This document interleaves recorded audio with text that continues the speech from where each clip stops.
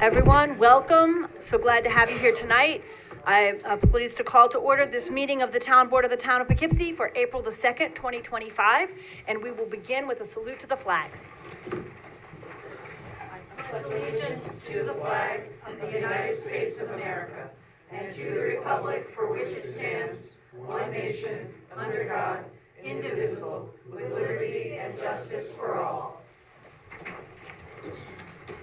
All right, we'll begin with the roll call. Okay, good evening. Bill Reuter, First Ward.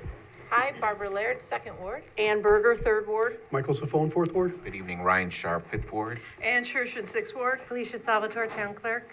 Emily Spencer, Attorney to the Town. Rebecca Edwards, Town Supervisor. So the way we're going to begin is with 2 public hearings tonight. We have one on the good cause eviction or residential rental local law. Then we have one on proposing to put a referendum on the agenda for the fall on the ballot for a 4-year term for a town clerk. And then after that, I will review the rest of the agenda in full, and we will open up for up to 3 minutes of comment on those other agenda items. But the first 2 items are going to be public hearings, so we'll go along after that. Okay, so I think we should begin by opening the first public hearing. Second. Well, do you want me to do that? Yeah, that's good. Make a motion to open the first public hearing, Resolution 1. Second. All those in favor? Aye. Okay. Do we want to go over this resolution, I think, a little bit before we open the floor? Just a brief introduction, sure, Yep. and then you can add in Supervisor. This is for good cause eviction. This is a Chapter 162 entitled Residential Rentals. Within that law, there's a New York State good cause eviction law, which actually was voted in so that the towns and villages and local areas can vote their own version of the law in. All right, it is enacted in New York City at this point. So with that, if there's anything else you'd like to add? No, I think we should hear from the public, and we would welcome everyone who would like to speak. We ask you to keep your remarks to 3 minutes, and you're invited, you're not required, but you're invited to identify yourself and your ward, or since many people don't know their wards, your address or where you live in the town or anything else you want to share about yourselves. So we'll get started. We usually do folks who are in the room first, and then we move to people who are online. So let's begin with people who are in the room. All right, you want to come forward? Welcome.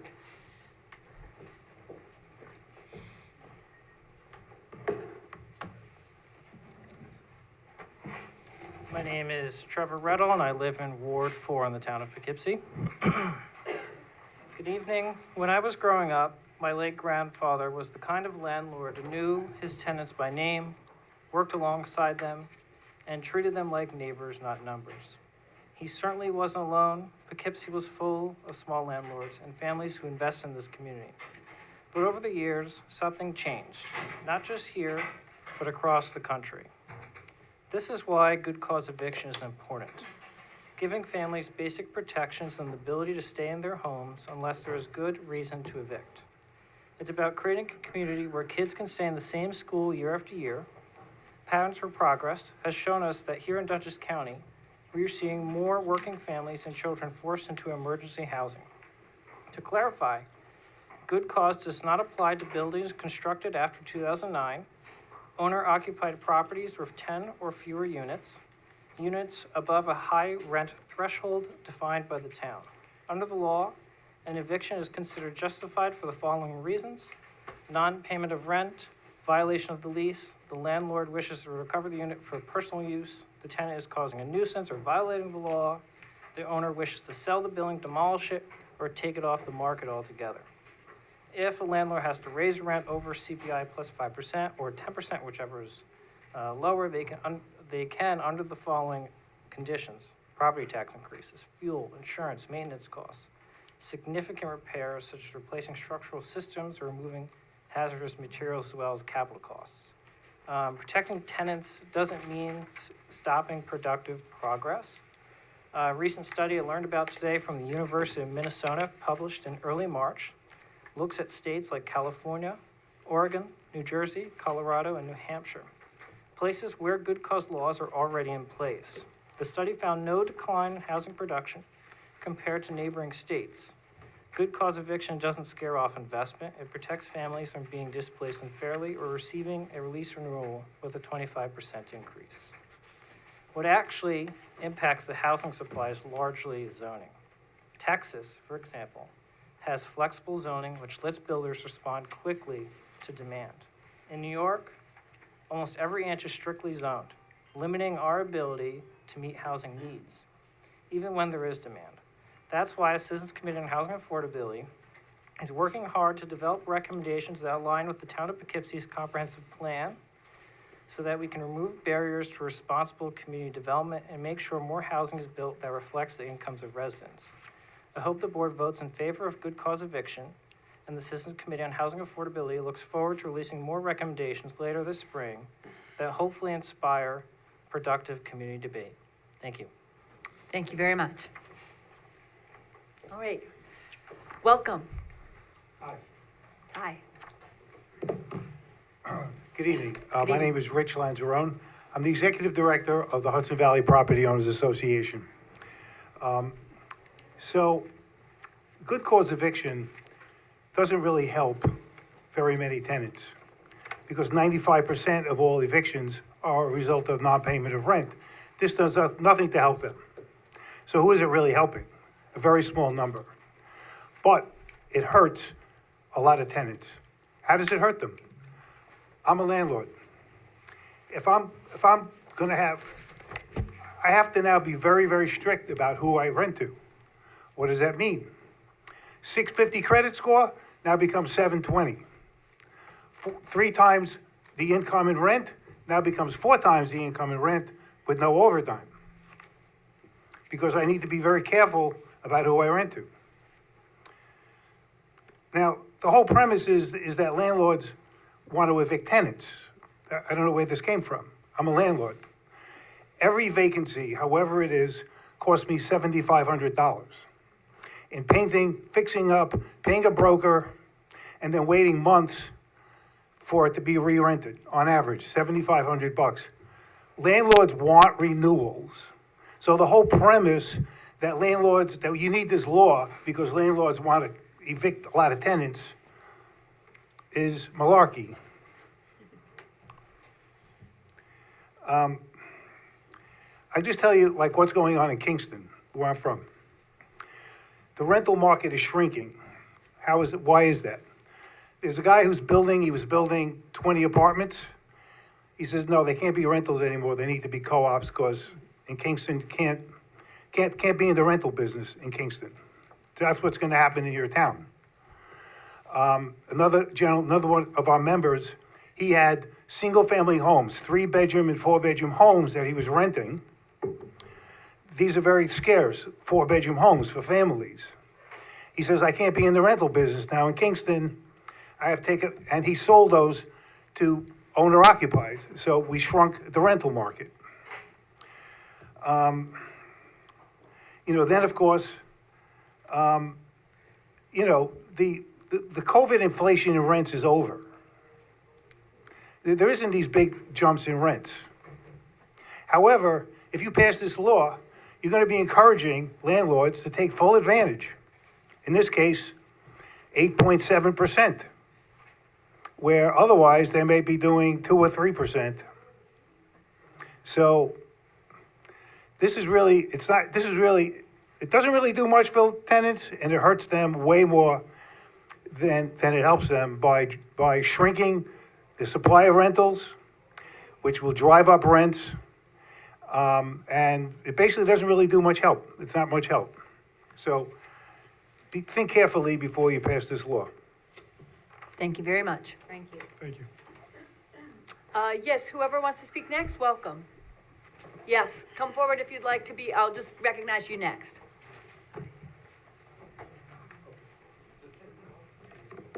Welcome. Thank you. Good evening. I don't know if you can hear me. Yes, My we can. name is Carolyn Fielding. I'm a homeowner, Vassar Road. I'm here for 2 reasons, primarily for 2 reasons. There are plenty more, but first I'd like to thank Rebecca Edwards and her team for the excellent job that you're doing in communicating to the public. I love your newsletters. I get a lot of information from there. And I particularly like the out-of-the-box thinking with the scraps, food scraps program. I think this is the kind of thinking that we need in this town, and I thank you for that. That aside, I'm here to also talk about Vassar Road. I was pleased after living on Vassar Road at this house for almost 16 years and seeing tragic events on my road, which I know is a county road, but unfortunately it also is home to an elementary school. Children wait for school buses. In the winter, they're waiting for school buses when it's dark out. So, could I pause for a second? Are you speaking to the affordable housing law? Or the okay. good cause eviction law? Or yeah. you're gonna speak to another issue about traffic on Vassar Road? So the good cause eviction law is the other item on my list. That's the public Okay, hearing. so I'd that we're- speak to that on the public hearing now, and if you'd like to come back Okay. later and speak to other issues, Okay. when we get to the general agenda, but we have, for items that are on the agenda tonight at the beginning, and then we'll go through the agenda, and then we'll have a third opportunity at the end for people who want to speak to us on any item at all. Perfect, Okay? thank you, I apologize. Sure. Yes, I'm also in agreement. I've heard both sides. I've been a renter. I was a renter for most of my adult life before purchasing a home. And I can tell you the fear that you have every year or two when the lease is coming up. And I understand there are a lot of good landlords out there, but unfortunately there are a lot of corporate landlords out there who, to the first gentleman, was that Keith? To his point, we don't know our neighbors anymore. It's very difficult to run a business, and try to make ends meet as a landlord of a small business, per se, versus a corporation that comes in and gobbles up all of the inventory and then jacks up the prices. So I've been on both ends. I think we need a law that will protect tenants. I'm not a legal person, but we do need protection for tenants and small business owner, landlords, if you will, so that it's fair for everybody. We don't want people on the street. It's bad enough that, we're in difficult times right now. And having 4 times your income for rent, I think that's excessive. No offense, sir, but that's excessive. Thank you very much. That's what I had to say. Thank on you that. very much. Thanks. I know we have a very full house. I think there's still some seats that people can put down in the back. Also, please get to know your neighbor and make sure if there's any empty spaces that people fill those in so that everybody has a place to sit. Thank you. Welcome.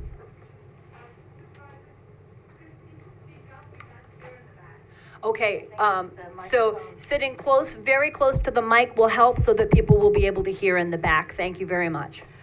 Hi. Welcome. Hi, my name is Deborah Bucher. I actually live in the city of Poughkeepsie, but I represent members of a congregation that is also in the city of Poughkeepsie, but a number of us are town of Poughkeepsie residents, and we have a signed statement here that I can give you after I'm finished. We, the members of First Congregational Church at 269 Mill Street in Poughkeepsie, urge the Town of Poughkeepsie Board of Supervisors to pass the good cause eviction legislation. We come to you as Christians who believe that Jesus calls us to love our neighbors as we love ourselves. Whether we live in the town or the city of Poughkeepsie, we believe that passing this legislation is a demonstration of love towards our neighbors. Because our church building is in the middle of the city of Poughkeepsie, we have witnessed firsthand needs that far surpass what we and many other organizations are able to do for the unhoused or those with an unstable living situation. So for the past several years, our congregation has sponsored a monthly Sharing Saturday from our church parking lot, during which we offer used clothing, food staples, toiletries, and other necessities to anyone who needs them. And every Wednesday evening, we also sponsor a PB&J ministry, during which time members of our church distribute sandwiches from their van. Illegal rent increases and other unreasonable causes for eviction create an untenable situation for people who are already fighting to stay in their homes. Many of us also live in the town of Poughkeepsie, and we want to see our neighbors stay in their homes whenever possible. Therefore, we urge you to pass this legislation as quickly as you can. Thank you. Thank you very much. Who will be next? Yes, welcome. Thank you very much. I'm going to pass this down to the town clerk. Thank you. Good evening, Supervisor. Good evening. Members of the board. If you want to wait until you sit down and have the mic in front of you, everyone in the back will be able to hear. Well, good evening, Thank you. Supervisor and members of the board. My name is Joe Clark. I'm a homeowner. I'm a taxpayer. I've been in the town of Poughkeepsie for 25 years. I have a few opinions, but the one that bothers me the most can is just move a someone's little gonna closer try to the mic. tell me what to do with my house and my property. I needed somewhere to live. I got a job. I worked my butt off. So did my wife. We bought a house. We didn't rent. We bought a house. That's the American dream. Don't people want to work for it anymore? I'm sorry, all you people that have your problems, it's not my problem. If my plan is when I get older, my wife get older, we're both retired now, we're gonna move with my daughter and I'm gonna rent my house. And I'm gonna do so under my conditions, not a renter's condition. My in-laws got taken by something like this down in the Bronx. They lost a year and a half worth of rent. And to senior citizens relying on their rent and meager Social Security to support themselves and pay for a house, that was everything to them. I had to bail them out. Thank God I was able to. But these people stayed in that house and they played that game for month after month after month, and they caught dates they didn't show up for, and they got extensions and this and that. They left in the middle of the night, left literally feces on the floor, garbage everywhere. These are some renters. Not all of them are like that. Some people are really good. But you got to take the good with the bad. And I don't want to have that opportunity. My daughter is now renting an apartment. She can't buy a house. The market is horrible. But the markets come, the markets go. That happens. When I was buying my house, it was the same kind of market. I paid higher for it, but I still bought a house. I wasn't relying on anybody else for what I do for myself. I buy a house, I take care of my family, I pay my bills. I don't want anybody renting my house out and making a dump out of it. That's gonna happen. I've seen that happen. If anybody here has a problem with me, I'm sorry. That's all I got to say right now. I'm getting a little emotional. I don't want to start anymore, but I want to say, great bill. Best councilman First Ward's ever had. Thank you very much. I appreciate your comments. And I do thank you for your newsletter. Absolutely. If I could ask if everyone would just listen, and if we start with applauding or we start with booing or anything like that, it's going to get a little heated. So I would encourage everybody to just listen. All right? Welcome.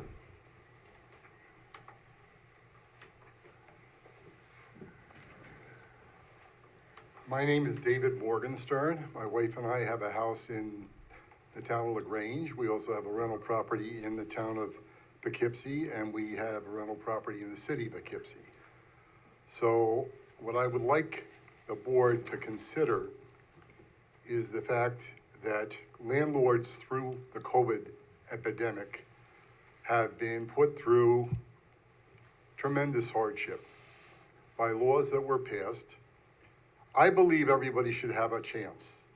I believe everybody should have an opportunity.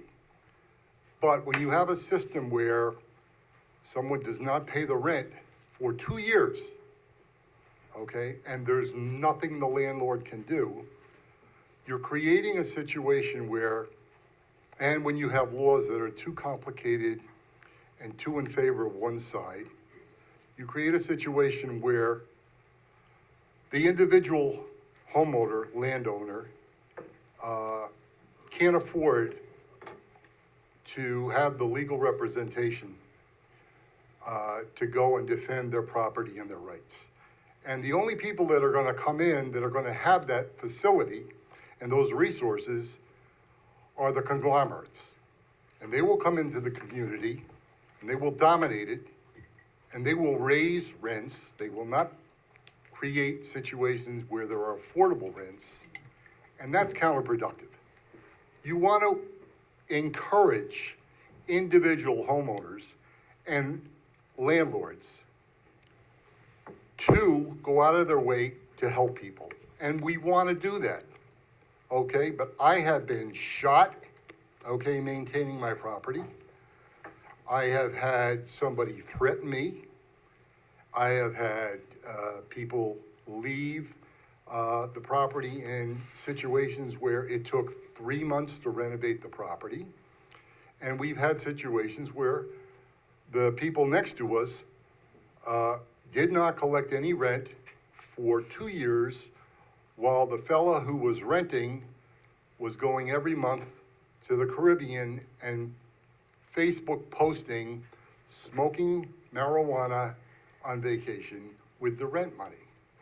That is not a situation that anybody wants, and it's driving landlords out.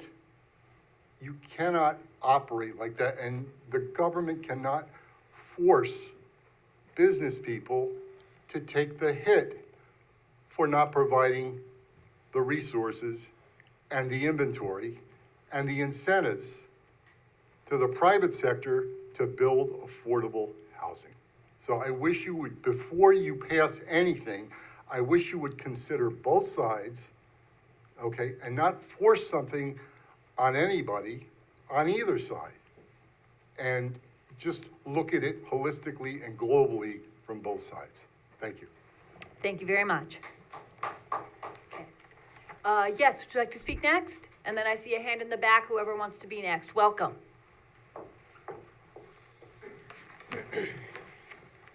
And if people lean way into the mic, well, they'll be able to hear in the back. Thanks. Good evening, everyone. Can you hear me? Yes. Back? Good evening, members of the town board, neighbors, and my fellow residents. My name is Anna Shaw. I reside at 20 Myron Drive in the town of Poughkeepsie. I'm an attorney, a lifelong New Yorker. I was born and raised here in Dutchess County, and I'm a candidate for Dutchess County Legislator in District 5. I attended Spackenkill schools, and I've raised my family right here in Poughkeepsie. This is my home, not just where I live, but where I've chosen to build my career, have invested a great deal of time and effort in my family and in our futures, and I will fight for the future of our community as well. Throughout my legal career here in Dutchess County, I have represented both landlords and tenants. As an associate attorney back in the day, I have protected the rights of property owners and landlords in housing court.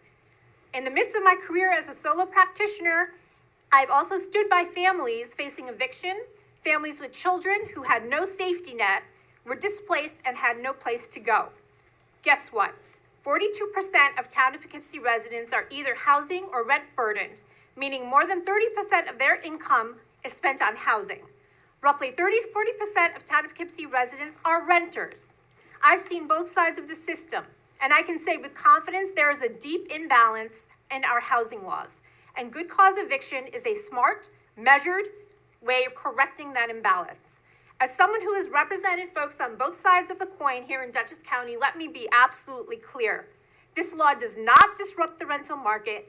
It establishes fair, basic, common sense ground rules which have no business being a partisan issue. It ensures the town of Poughkeepsie residents who rent can't be evicted without cause, and that landlords can't impose extreme, unjustified rent hikes designed to push people out.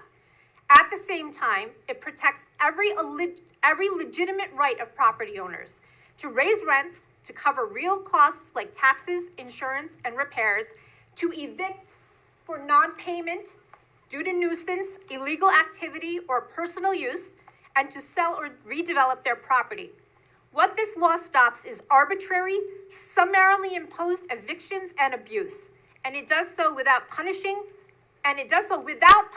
responsible landlords. In fact, good cause eviction benefits small landlords. Stability means consistent income, fewer vacancies, and lower legal costs so that landlords will not have to endure having to go to housing court again and again. It encourages long-term tenancy, a benefit for landlords and tenants alike, and it discourages turnover for profit. The real threat to small property owners here in our community is not the good cause eviction, it is Wall Street. It is corporate landlords and LLCs who are buying up the housing market and treating it like it's a commodity. That's who this law reins in, not the 30 or 40% of town renters who are our neighbors. Opponents may claim that this will hurt the investment, but the facts say otherwise. In Beacon, Kingston, Newburgh, and the city of Poughkeepsie, they have already adopted good cause eviction, and development is continuing. So we're a little over 3 minutes, okay? Okay. So if you could wrap up, that'd be great. So I do urge this board to adopt the most effective version of good cause. It is not anti-landlord, it's pro-community, pro-responsibility, and pro-stability. It tells renters, you can build a life here. It tells landlord, you're respected here. And it tells all of us in this town, we protect people, not profits. Thank you. Thank you. All right. Whoever's next, I believe someone was standing and waiting. Welcome.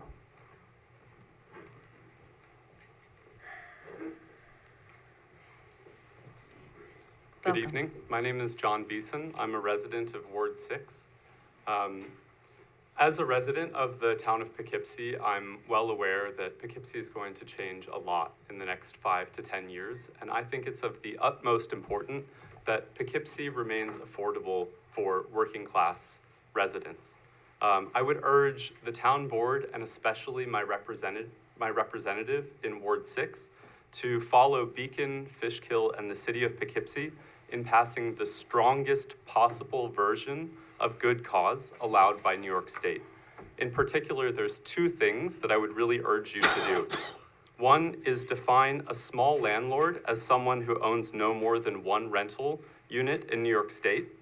And the other is to set the high rent exemption at 345% of fair market rate. Thank you very much. Thank you. Welcome. Hello, Hi. my name is Mike Christensen. I'm a homeowner from, I live on Inwood Ave.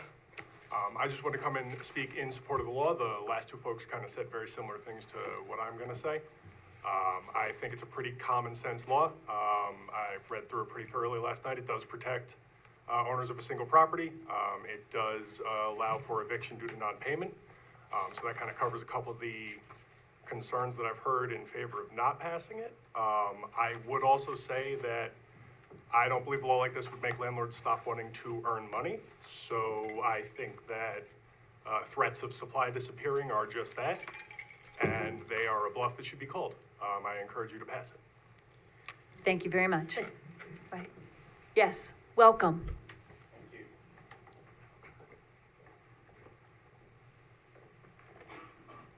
Hello, my name is Jeremy Coolish. Here primarily in my capacity as the chair of the Ulster Duchess Working Families Party chapter. First off, I want to thank you very much for considering this important law. It's one of the chapter's foremost priorities. Affordable housing is probably the most important issue that municipalities such as yourselves have the power to do something about. And good cause eviction is a really important way to level the playing fields between landlords and tenants or renters who otherwise don't have a whole lot of power. So with that in mind, we urge the town board to pass the strongest allowable version of good cause eviction and to do it today. I trust you all know what the strongest allowable version is. In fact, that has just been laid out. So I'm going to leave the policy details to others, but I will speak to the need for this critical protection from my own perspective and experience. I hope that will add something to the debate. So first off, I'm a homeowner now. Thankfully, I've gotten to that point in my life, and I'm fortunate enough to be able to be in that position. But for most of my life, I have been a renter, and a fairly itinerant one at that, because it's hard to get a long-term lease where I've lived. I have been evicted twice with little notice, just because the landlord decided to sell their property and make money. And these are, I think in both cases, it was someone who owned a large number of properties. Perhaps even more pertinent, my parents have been renters in a big building in Manhattan for 50 years now. And for the past roughly 20, a billionaire landlord who owns a lot of buildings, has tried to evict them, everyone in the building really, to be able to raise rent dramatically and potentially sell the units, to make more money, essentially. Even though it was an important condition upon his purchasing the building that would not happen. Good cause eviction, it took that passing at the state level for them to finally have the peace of mind that they'd be able to stay in their apartment long-term. And I can't even tell you how much that has helped them be able to feel comfortable, have financial security, and just improve their overall feeling of stability and comfort level. So, Okay. thank you for your time. Thank you very much. Who's next? Do we want to say, in case anyone wasn't able to read this, what those two things? I think we should just hear everyone. But we do have, the agenda is online. If people want to take a look at the law as we're having conversation tonight, it's helpful for everybody to review. Welcome. Good evening. I'm Shivani Radhakrishnan. I'm also in Ward 6. I live on 2416 New Hackensack Road.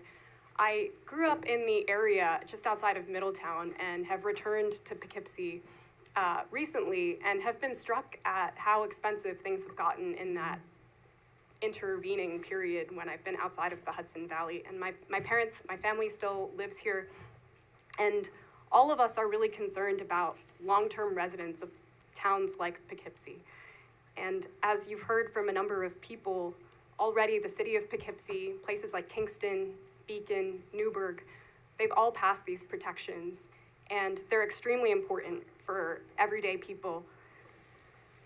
I heard some of the concerns that were coming up around small landlords and completely agree with what has already been said. Landlords will still be able to increase rents, just not exorbitantly. And this is going to provide a lot of stability for everyday renters, people like you and me. I also wanted to speak to the ways that Poughkeepsie has been in a housing crisis for a long time, the city of Poughkeepsie in particular, but the town too has been affected. And in spite of all of the talk that I've heard from a number of people about homelessness, good cause eviction is something that we can do to actually impact the effect that homelessness is having on our communities. So I urge all of you to take seriously good cause eviction and pass it today. Thank you. Thank you very much. Who's next? There are other folks who wanted to speak? Yes, go right ahead. Welcome. Hi. Thanks for having me, members of the board and Supervisor Edwards. My name is Alex Winsby, and I live in the village of Wappingers Falls, but I'm here tonight because I am running for Dutchess County Ledge, which would District 14, which covers part of the town of Poughkeepsie as well. I wanted to just give a personal story. When I turned 18, I rented my first apartment. I've lived in 13 apartments before buying my house in Wappingers Falls. For every time I've rented an apartment, I've called my dad. I've made him go over the lease. He's read through the whole thing, and he always has asked me to make sure to add a good guy clause. That is what this law is. You guys are being the parent to support your tenants. The ability to have someone have your back is something that a town board can do in the way that I was lucky enough to have my father be able to look over my lease every time I signed it. But not everyone has that kind of privilege, and I think you guys have a chance here to really, in the good clause law, have your own good guy clause. So thank you so much. Bye. Thank you very much. If I could pause for just 1 second, I need to ask legal counsel a question. It's my understanding that obviously as town board members, we are constrained from any partisan or political activity here, but that members of the public who speak to us can speak on, we've had everything from, pretty abusive language sometimes and profanity to a range of political opinions and people expressing themselves as candidates for office. There's nothing here we need to stop, am I right? I want to just make sure that I'm moderating the meeting correctly, and my understanding is that people have a right to speak about themselves as candidates and as if they wish to, or as to state their political affiliation. As Yeah, members of people the public, am I right? People should speak to the subject matter of the hearing. Okay. But that's not a problem, and we do expect a quorum. Okay. Yeah. Okay, No, good. but as far as people coming up to the, Right. and mentioning that they're running for things. Yeah, that's okay. Yeah. I mean, we're allowing the absolute broadest possible latitude for members of the public to speak to us in whatever they want to say, even though there are constraints on us as elected officials that are different, right? Yes, Okay, I just wanted to make that clear. That's Okay. not for us. That's right, absolutely. right. Yep, okay, good. Just making sure there's nothing here I'm supposed to be, should not be stopping I mean, anybody, We do okay? expect a quorum, and people should speak to the board and not to Right. each other and those sorts of things. And but seek to there's not a speak to the problem. question Right. that is at hand, which is the law, Right. right? Okay, thank you for the interruption, I just wanted to make sure. Who is next who would like to speak? Do you want to speak? Okay. Welcome.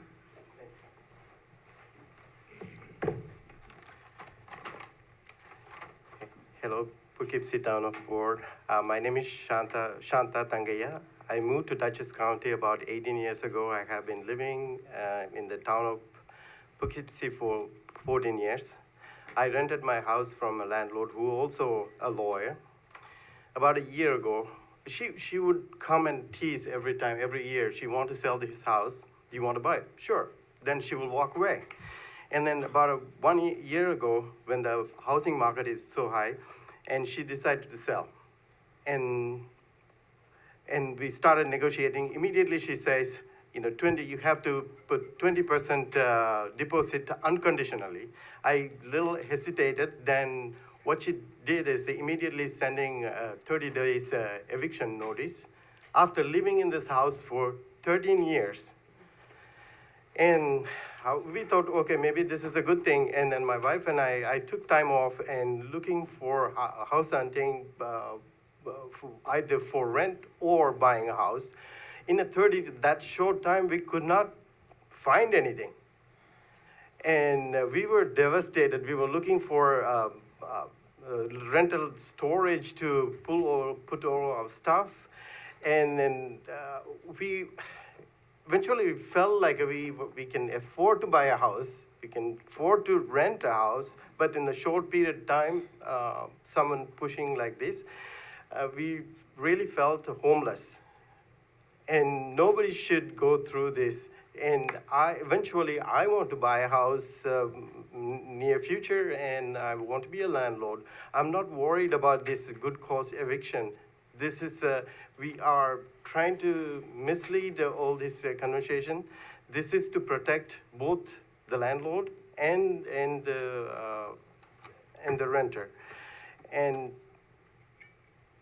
this is not only just going through the emotional roller coaster, we physically both, my wife and I, got sick because of this kind of pushing to a situation is unnecessary. And so I ask my Ward 3 representative to support this good cause eviction. Thank you. Thank you very much. Who would be next? Is there someone else who wanted to speak here? Yes, welcome. Yep. We got a couple. Yeah, if people want to just line up on the sides to be next, that's great, whatever works best, all right? Welcome. Welcome. My name is Larry Sheehan. I've been a landlord for the past 30, 35 years, and I've never once had to evict a good tenant. However, I've had to evict poor tenants.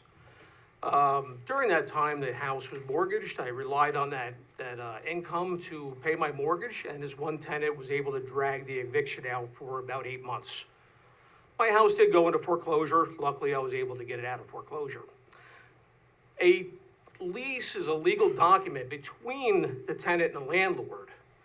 Anybody who's looking to rent an apartment or a house should have the funds to be able to contact an attorney to read the lease over, to add or delete certain terms in a lease. I don't see how the town board should act as the parents between a landlord and a tenant. That's a legal document that should be left amongst those two parties. If you have the financial stability to maintain a rent, you should have a few dollars to contact an attorney to read that lease over, to make sure what you're signing is indeed favorable or unfavorable. Again, my position is I think the town board should stay out of a legal document between a tenant and a landlord. Thank you. Thank you very much. All right, who would be next? Welcome.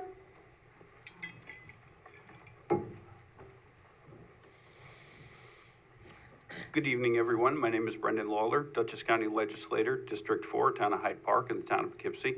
I would encourage the town board to pass this. Good cause eviction is really critical to so many families. My other job is as a high school teacher. I see the impact it has on families when their rent is jacked up and they are forced to move. I have tenants right now in my district who have seen a 9% raise in their rent. That is a serious challenge. And some of those people live in an area where they're income qualified to be able to even live in that type of housing. This is a very serious issue. I do want to be very clear. The general thrust of this is the idea that we are keeping people who have no actual attachment to the town of Poughkeepsie, to Dutchess County, from coming in with their money, buying up properties, who don't have any real idea about our community and want to jack up rents as much as they can. I've had numerous conversations with people who have seen dramatic rent increases and have been forced to move. I have seen a series of students who have been forced to leave the district because outside conglomerates, outside corporations who do not know or understand or care about our community come in, spend the money, buy it up, and then dramatically increase rents because they know there's always going to be somebody who's willing to pay more. And the dislocation that causes for so many people, for so many families, for so many of my students. Sometimes students come into the district because they have had dramatic rent increases elsewhere, and they have moved 2, 3, 4 times in the span of 3 or 4 years. It is really disruptive to their education. It makes it hard for them to put down roots. It makes it hard for them to feel like they're part of our community in the long term. We really want to build a stronger community. We need to be able to keep people where they want to be. They should be able to move. They should be able to rent from whoever they want simply because they have that ability, not because they're forced to leave and they don't have a choice when they see a dramatic rent increase. So again, I would strongly encourage the board to pass good cause eviction. Thank you. Thank you very much. Who would be next? Welcome.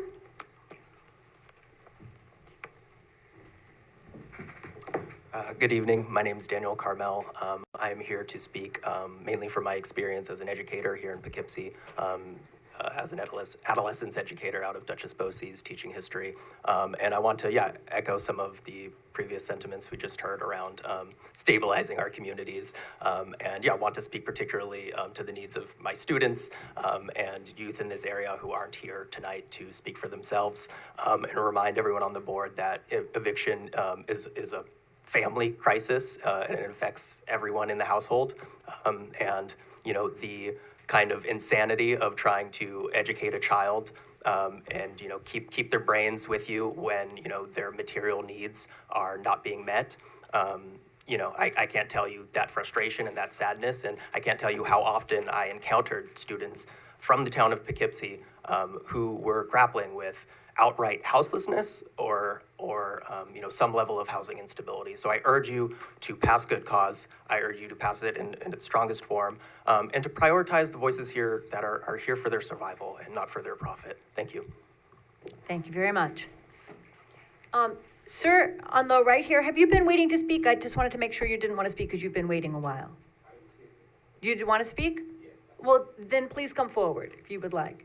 Okay, go right ahead. Did you want to speak? I think he was waiting for a seat, too. Oh, okay, fine. Just making sure everybody gets their turn. Welcome. How about people just come up here and be adults? Hi, everyone. Chris Dyson, lifelong Dutchess County resident. involved with several properties in the town, native to the area. We've heard a lot of things here the last few public hearings, and I think one of the things that I want to be clear about. Oh, if you could be a little closer to the mic, people in the back can't hear. We've Thank heard a you. lot of people Perfect.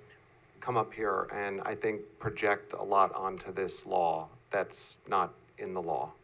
And I think the biggest problem here and the crisis didn't happen by accident. And speaking specifically to the New York State and housing, it's been a half century of no. It's a culture of no that's put us here. And this didn't just happen by accident. And the idea that we can just point to Albany or we can point to corporations as these unknown forces of kind of, depersonalized, circulating around us, that are outside our control is bunk. And it absolves us as a community of our responsibility in the process. People, we had NIMBYism. We had people who were for years saying no to apartments and development, and that's why we have a housing crisis. And this is a palliative. I think, frankly, it encourages abuse, probably by both sides of the argument, because there are some enforcement mechanisms that are problematic about the law, and there's also escalators that are going to now be forced on landlords to put through. That's going to, whether you like it or not, it's going to qualify, it's going to have to be overqualified tenants. It's going to widen the gap of who can rent. And I think that's a mistake. I think artificially imposing rent and rent controls, which this in essence does, and I think a lot of the proponents of it would argue otherwise, is problematic. I think the flip side of it is that we're not looking at this from a supply standpoint. You've got to figure out a way to get more housing. The formation of the family is different now than it was 50 years ago. And because of that, people are more single and they're maybe perhaps longer tenanted. So what that means is that we've got declining birth rates, you've got people moving out, and you still don't have enough houses. So what I'd encourage the town to do is to take some leadership. Let's get away from the reactive and let's get more proactive about incentivizing development, creating more supply, and creating the right kind of supply, because we know this is a mixed community, and I love that. I love raising my family here. But I think anything that's going to deter development and, frankly, the purchasing of old properties and the rehabilitation of old properties, and I don't want to demonize profit. It's what makes the world go around. And let's not deny that's actually what we want. We want people to come to Poughkeepsie and feel like they can make money. But we also want to create enough supply that there's different levels and different qualitative levels for different pricing segments. I think we can win on both levels. I personally don't think the good cause eviction is the answer. And I would really advocate that where this doesn't go is towards some kind of rent control environment. So We're about 3.5 minutes now. Fair enough. All right. Thank you very, very much. Yes, welcome.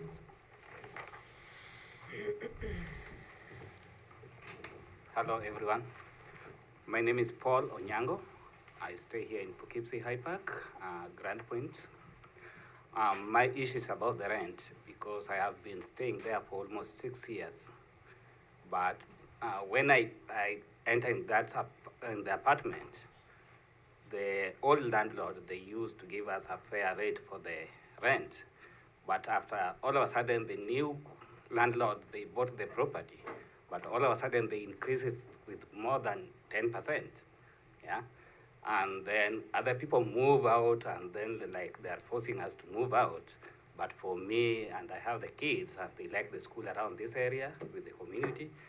But it's like they're forcing us to move because the rent is more high. But I told them, okay, I'll struggle to pay my rent, but the only thing you can do for me, just can you even paint my house just to be like a new house? Now, when I ask them, they're telling me that's the market rate. But my house, if I need to be painted, I need to move out. And I don't want to move out because I don't like moving, changing address all the time. It's not fair for me with my family. So if there's anything can be concerned about the range for the rent, even if somebody sold the property and the other person come and just continue the rent, and even if it's the market rate. But if I've been there for almost 5 years, and I entered there when the market rate was low, even if you are increasing, you need to consider the market rate when I enter there, the new tenant which is coming there. But if you put it in the same level, I think that's not fair. Thank you. Thank you very much. Who's next? Welcome. Good evening, everyone. My name is Cleo, and I'm a resident of the town of Poughkeepsie on College Avenue. I'm here tonight to speak in support of the good cause eviction law. Within the time that I've been living in Poughkeepsie, the Arlington was built on Raven Avenue, and I feel like it is a good example of one of the explanations of seeing housing be built without respect to the ability for people to pay. The starting rate there is $2,000 a month for a one-bedroom, $2,600 for a two-bedroom. The rates at which are not accessible to families in the area, and bring up our understanding of how we can create more housing and understand that there is a housing crisis of where people can live, but also understand that having regulation in place to make rent increases be with respect to the wages that people will be earning in the area. I think it's really important to have protections like that in place publicly, and I would urge the town board to pass this law. Thank you. Thank you very much. Okay, is there someone else who would like to speak? Welcome.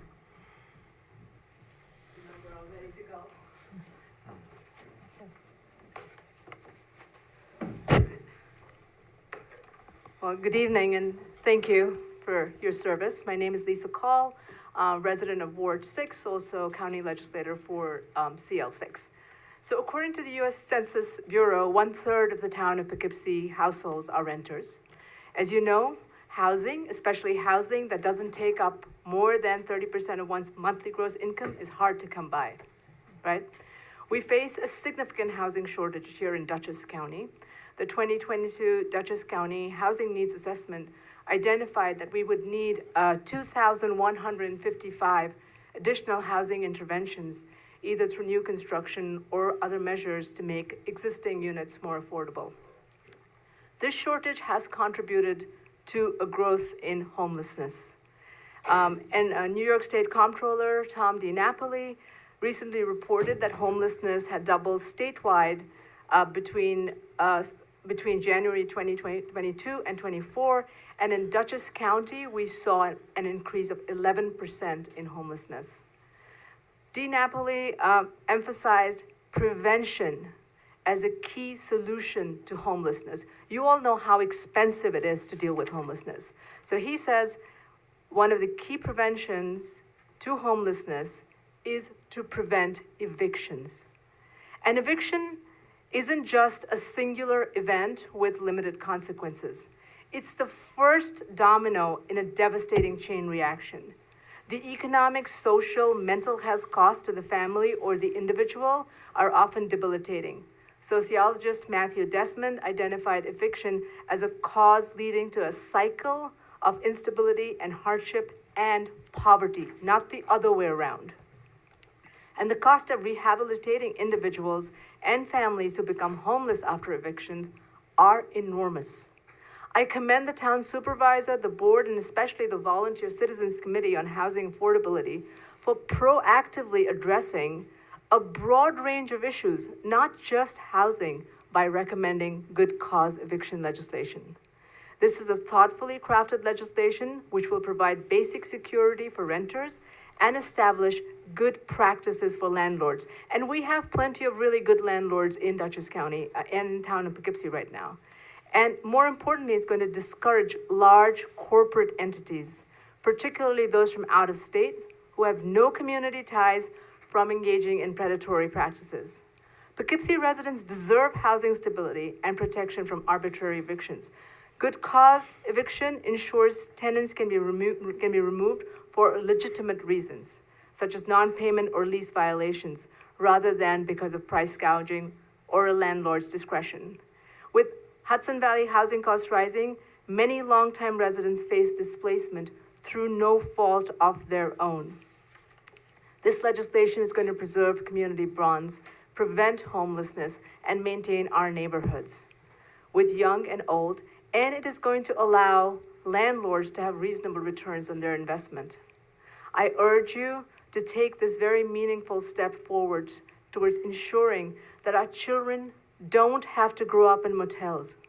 Our workforce doesn't need to make a difficult choice between going to work, getting a car, or living on the streets. Our veterans don't have to deal with PTSD in the confines of their car or out in the streets. And our seniors can have the dignity of ending each day secure in the knowledge that they can sleep in their own bed. Thank you. Thank you very much. Welcome.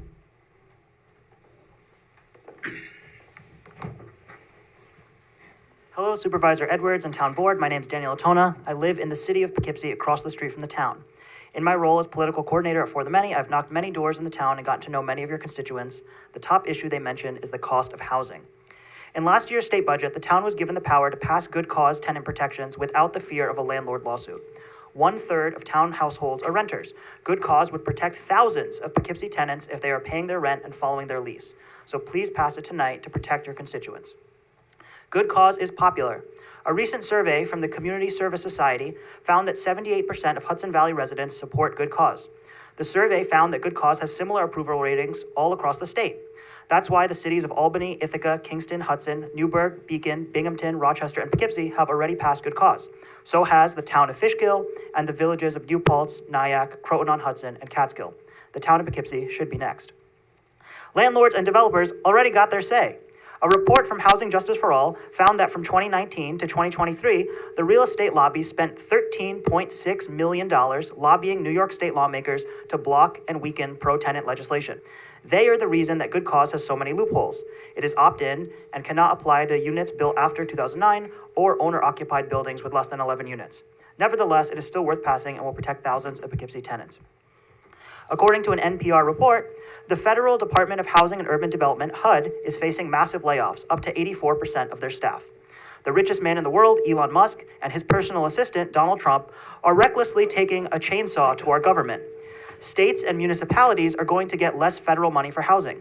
Passing good cause is something that is in your power to do to protect your constituents, and it costs the town nothing. According to the 2025 report from the state comptroller, Dutchess County had an 11% increase in homelessness from 2022 to 2024. We need more housing, which good cause does not prevent, but we also need tenant protections like good cause to keep people in their homes so they don't end up homeless in the first place. According to the New York Department of Taxation and Finance, the median sale price of a home in Dutchess County was $420,000 in 2023. That was up from $375,000 in 2021. Home ownership is increasingly out of reach for working class people, which is why more and more people are renting. Someone said, get a job. Well, according to the Federal Reserve, the unemployment rate in Dutchess County was 3.6% in January. The vast majority of people have a job, but many still struggle with the rising cost of rentals. That's why we need good cause. How much time do I have left? 25 seconds. Okay. Fact-checking some misinformation. Good cause is not rent control, doesn't prevent landlords from raising the rent. Good cause is not only for big cities. 11 out of 14 municipalities that pass good cause have less people than this town. Good cause will not hurt the housing supply. It only applies to units built before 2009. Good cause does not apply to truly small landlords who only have one rental unit or live in their building with less than 11 units. Now, if you're in the room or online and support good cause, we need you to speak up right now and ask the town board to pass good cause tonight. There are greedy landlords and developers here who want to kick you out of your home so they can make more profits. We're over 3 minutes. All right. So, okay. They want you to feel afraid, but you shouldn't because we're the majority. This is your chance to protect yourself and your neighbors. Thank you very much. Welcome. Hello, my name is Grace Monday. I'm a resident of Ward 6, and I strongly urge this board to pass good cause eviction in its strongest form. I believe that everyone has the right to affordable housing. I grew up in a town that had such a high level of such a high homeless population. My friends were constantly at risk of losing their homes. I've seen the stress that puts on children and their parents. I've seen parents who have had to work through injuries, who have had to stand on feet that are broken, who have had backs with discs that have been fused and have had to be on their feet for full-time work weeks in order to be able to just barely scrape by and afford rent, all while they know that their rent is going to be raised. I urge you, as the only people who can truly protect our tenants in this community, to please pass this bill. Thank you. Thank you very much. Is there anyone else in the room who would like to speak? There are others in the room who would like to speak tonight? Yes. We've got 1, 2, 3. How's that? Okay. All right. You want to go first? All right. Great. And then we'll go on from there. All right. Welcome. Thank you. Thank you and hello. My name's Gretchen Lieb and I live on College Avenue. I've lived in Poughkeepsie for 25 years as a renter.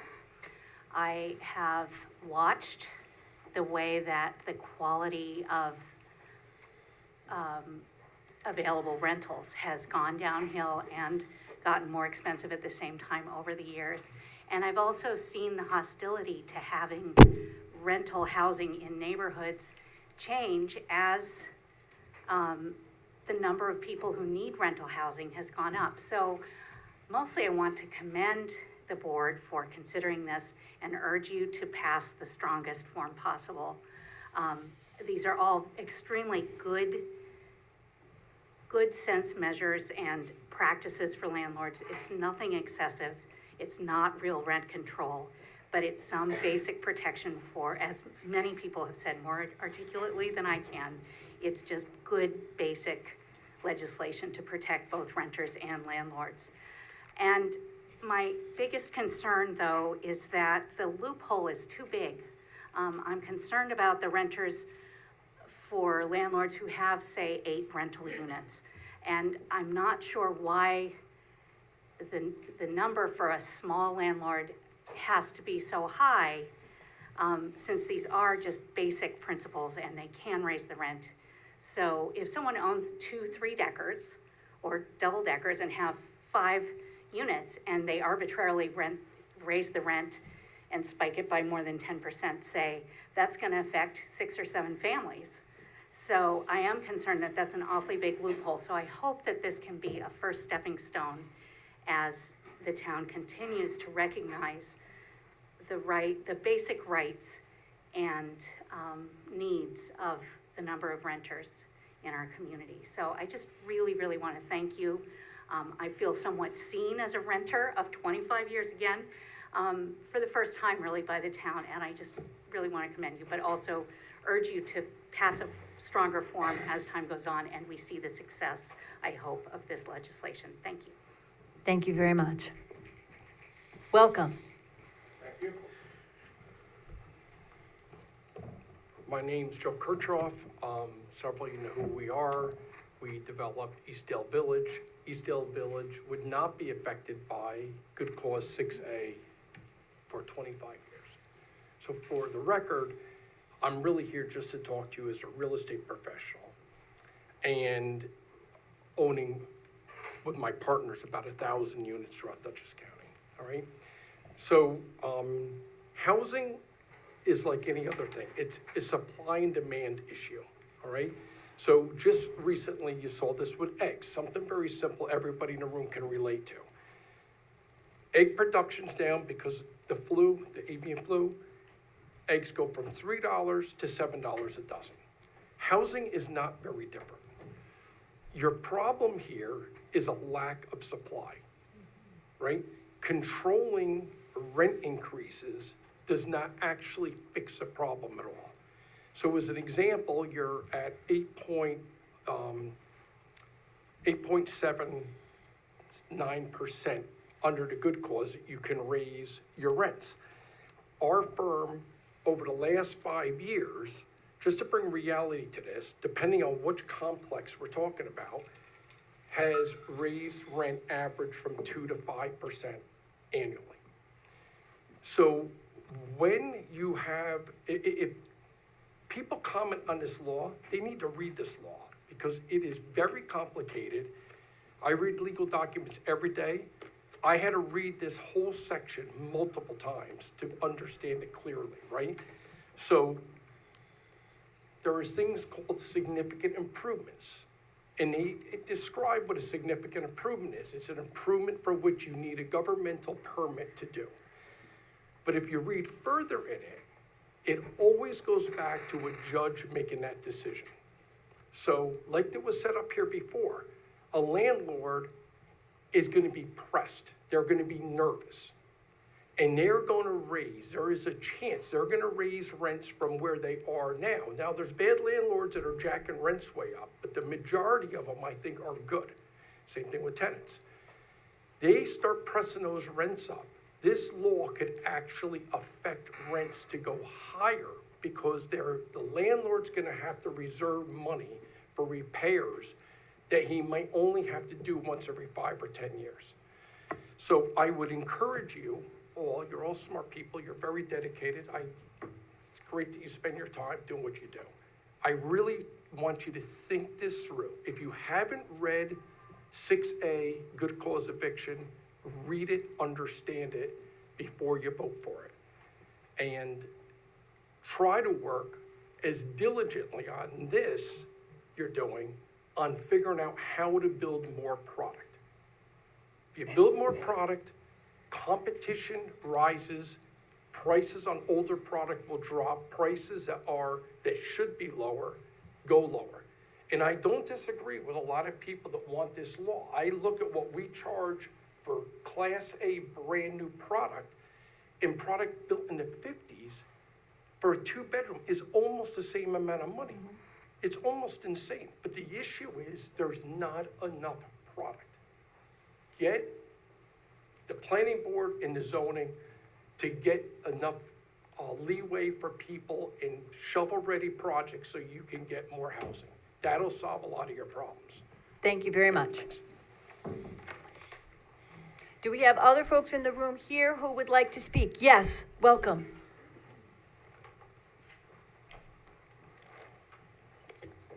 Hello, my name's Adam Goldfish. I live in the 4th Ward, town of Poughkeepsie. I have a couple houses in the town of Poughkeepsie, and I have some property across the river in the town of Wallkill. The tenants that I have in the town of Poughkeepsie have been there, one of them 45 years, one of them 18 years. In the last 15 years, I only had to raise the rents twice because of the taxes. I got to keep up with it. The house in Wallkill, I had to raise the rent for the same reason, and the people couldn't pay. And then COVID came, and I couldn't collect any money. Who suffered was the next family that moved in, because they have to pay more to make up for the loss that I had to shell out for mortgages that weren't being paid while the tenant was there not paying. So this is the same issue we're gonna have here in the town. It's gonna protect the tenant. They're gonna drive the prices of rents up because of the legal fees that landlords are gonna incur, and we're going backwards with this. This isn't how to go about the rental business or housing for this area.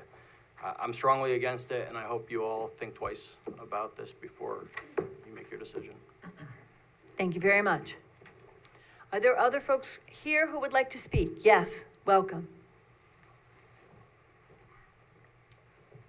Hello, thank you for considering this law. I haven't lived in the town of Poughkeepsie as long as some of the residents here, but in my time living here, I've noticed that there are 2 major problems, and a big one that's been brought up a lot is housing shortage and housing insecurities.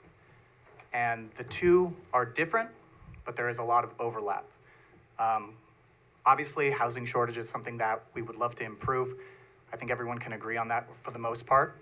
But this law is more about housing insecurities, and what that tries to do is create a stable community of people who are not afraid of losing their housing from month to month.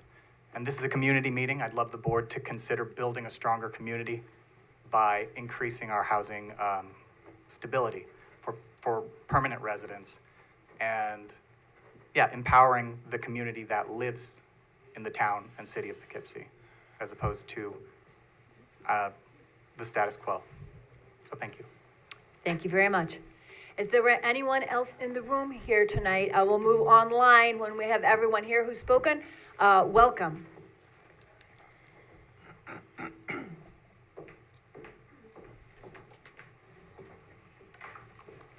Good evening, Supervisor Edwards and the rest of the town. Good to see everybody again.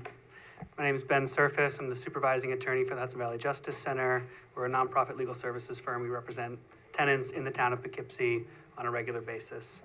I've spoken a couple times before. I'm not going to bore you all by going through details of the law again. I just wanted to respond a little bit to what we've been hearing tonight from folks representing landlords. We've heard some horror stories of landlords who've gone through things that are undeniably unacceptable from tenants and from people who've sought to take advantage of situations. Good cause isn't going to protect those tenants. None of those tenants that committed those, leaving feces on the floor, none of those people are going to be protected by good cause. Landlords are here expressing some of the challenges they face running their business, and I'm sure that they're accurate. Good cause is not going to protect tenants who create those challenges for them. Good cause allows eviction. It just requires a good cause for it. Landlords have talked extensively about the costs associated with maintaining good quality properties. Good cause is not going to prevent them from being reimbursed for those costs. All it says is, if you're going to pass those costs on to your tenant, you got to be prepared to show the books, show the receipts, prove the work was done.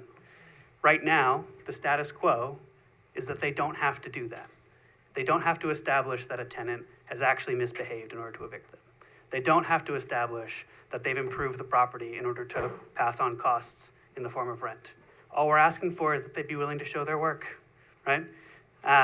So I understand, I doubt any industry wants to be regulated, but like many industries, behaving responsibly is something we expect if you're going to be participating in the economy in our area, and that's what this law asks them to do. So again, I don't discount their concerns, but I think we are deluding ourselves if we sit here and pretend that this law somehow makes it so that they can't raise the rent and they can't evict problem tenants. They still can. This law doesn't prevent them from doing that. There were people here who said, this is only going to help 5% of the tenants. That's 5 families, right? Those 95 other tenants who've actually not paid the rent, they're not protected, but the 5 who did, they are, and that's worth doing. So again, I was here at the last meeting. I provided real stories of tenants in the town of Poughkeepsie who have faced evictions without cause, faced rent increases in excess of 35%. This does happen here. It is a real problem here. I also have been in town of Poughkeepsie for many, many tenants who have legitimately not been able to pay the rent. And those tenants have faced eviction if they could not come up with the money. That will not change. And so the landlords that are here worried about how difficult it is to run their business, this law will not make it any harder than it already is, right? So as much as I can empathize with those challenges, and Ms. Berger, I'm sorry if I'm boring you. It's very entertaining. We're past 3 minutes. Okay, so. thank you. All right, thank you very much. Is there anyone else here who would like to speak? Yes, welcome.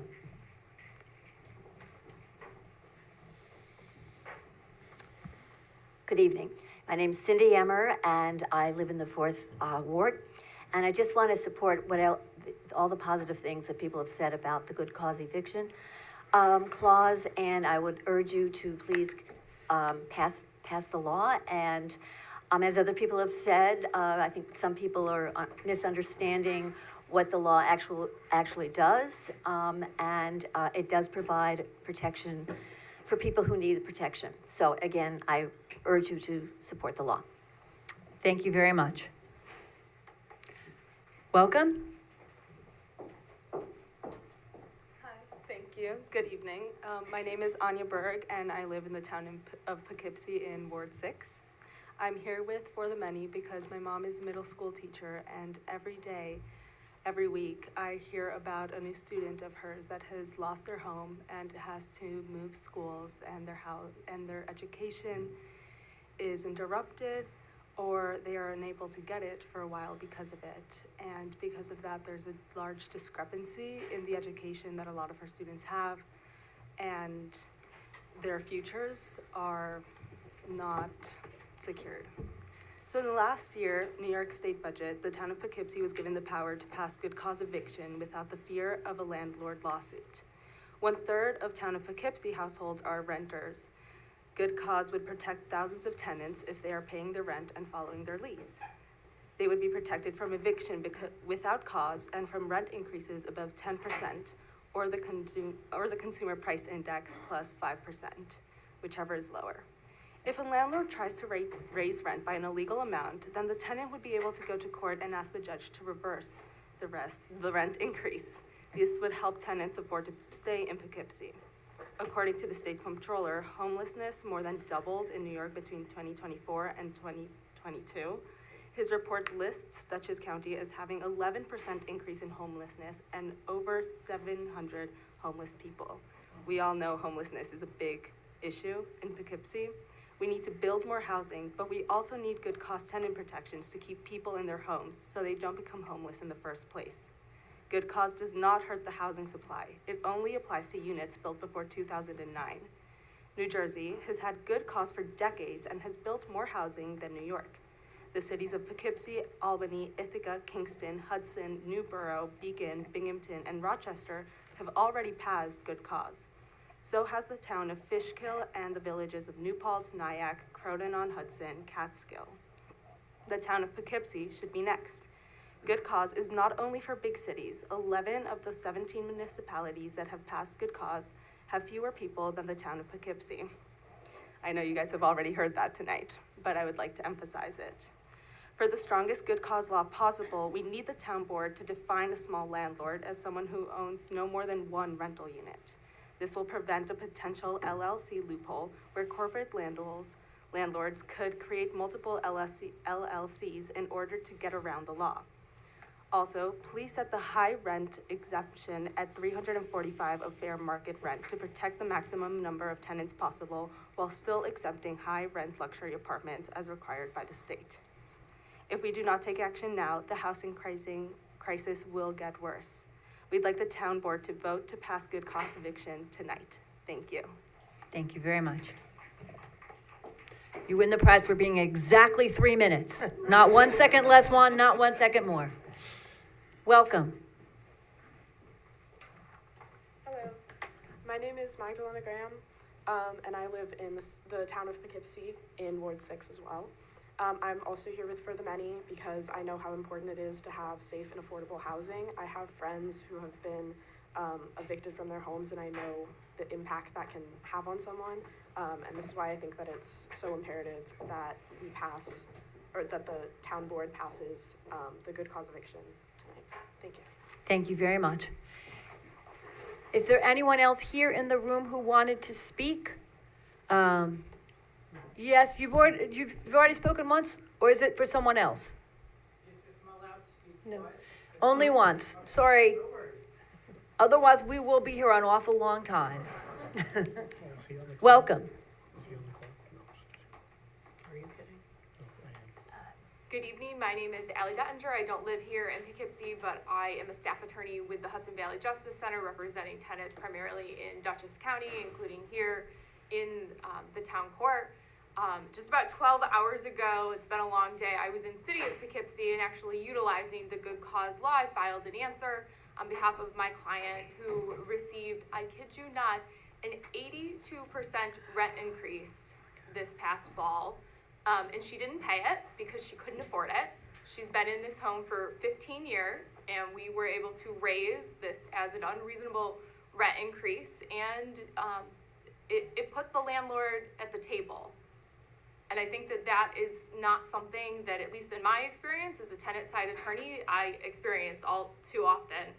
I'm trying to often get creative, getting the landlord's attention to work something out, but they're right now, and I have a hard time explaining this to my client that only owes maybe a month or two of back rent and is in tears and says, can't we just do a payment plan? And I say, you know, I can ask, I'll ask for that, we'll see what we can work out, but the landlord is unfortunately under no obligation to agree to that.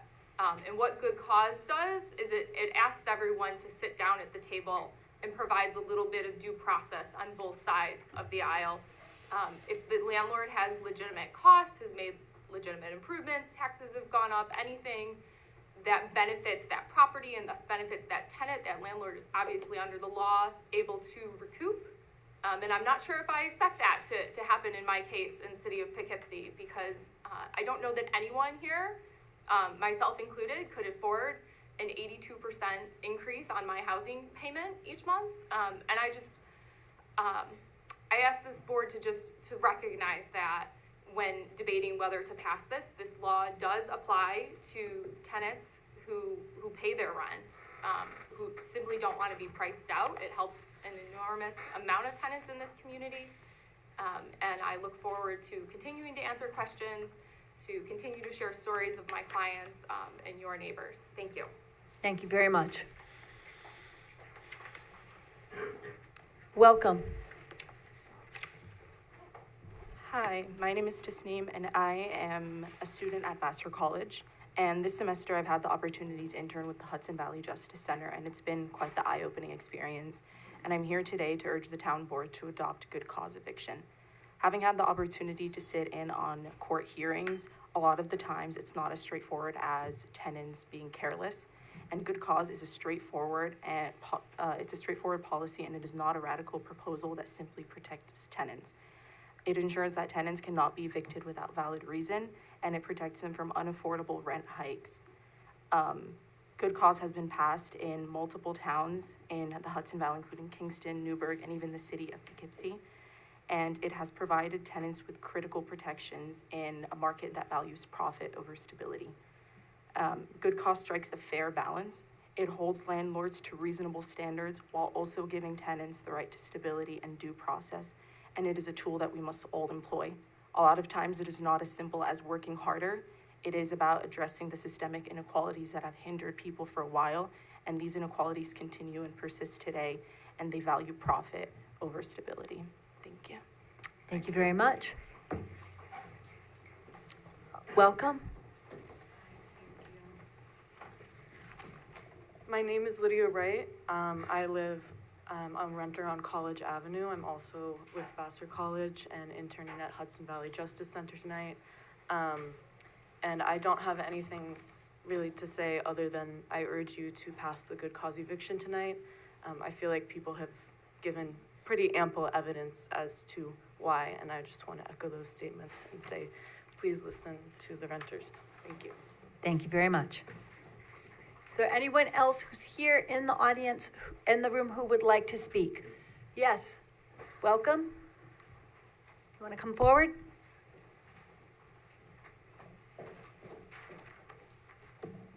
Good evening, everyone. Thank you for all you do for our community. I just wanted to start out with really being grateful for bringing good cause to the table tonight and allowing us a chance to speak about it. So I have been a town of Poughkeepsie renter for 2 years now. I love it here. And I'm just going to say a quick piece and then give a little personal story. So my name is Alexandria Sasso. I didn't say that yet. And I live on Sites Terrace in Arlington. I'm here with For the Many. In last year's New York State budget, the town of Poughkeepsie was given the power to pass good cause eviction without the fear of a landlord lawsuit. 1/3 of town of Poughkeepsie households are renters. Good cause would protect them if they are paying their rent and following their lease. They would be protected from eviction without cause and from rent increases above 10% or the consumer price index plus 5%, whichever is lower. If a landlord tries to raise rent by an illegal amount, then the tenant would be able to go to court and ask the judge to reverse the rent increase. This would help tenants afford to stay in Poughkeepsie. Good cause does not hurt the housing supply, only applies to units built before 2009. New Jersey has good cause for decades and has built more housing than New York. The cities of Poughkeepsie, Albany, Ithaca, Kingston, Hudson, Newburgh, Beacon, and Rochester have already passed good cause, so has the town of Fishkill and the villages of New Paltz, Nyack, Croton-on-Hudson, and Catskill. The town of Poughkeepsie should be next. Good cause is not only for big cities. 11 out of the 14 municipalities that have passed good cause have less people than the town of Poughkeepsie. For the strongest good cause law possible, we need the town board to define a small landlord as someone who owns no more than one rental unit. This will prevent a potential LLC loophole where corporate landlords would create multiple LLCs in order to get around the law. Also, please set the high rent exemption at 345% of fair market value to protect the maximum number of tenants possible while exempting high-rent luxury apartments as required by the state. If we do not take action now, the housing crisis will get worse.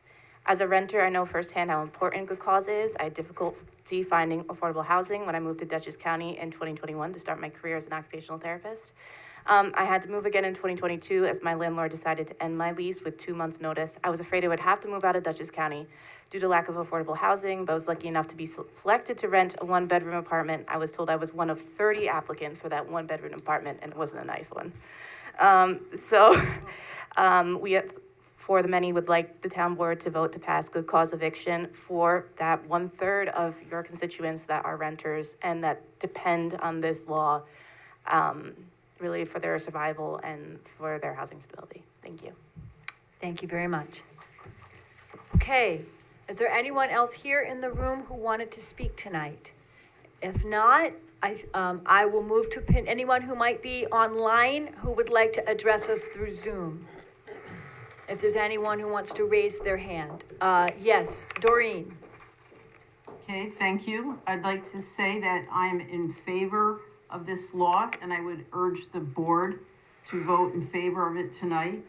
If you look at the 2023 Dutchess County Rental Housing Survey, they talk about the low vacancy rate, and they say that a low vacancy rate typically benefits landlords, but can negatively affect tenants by limiting their mobility and their choices.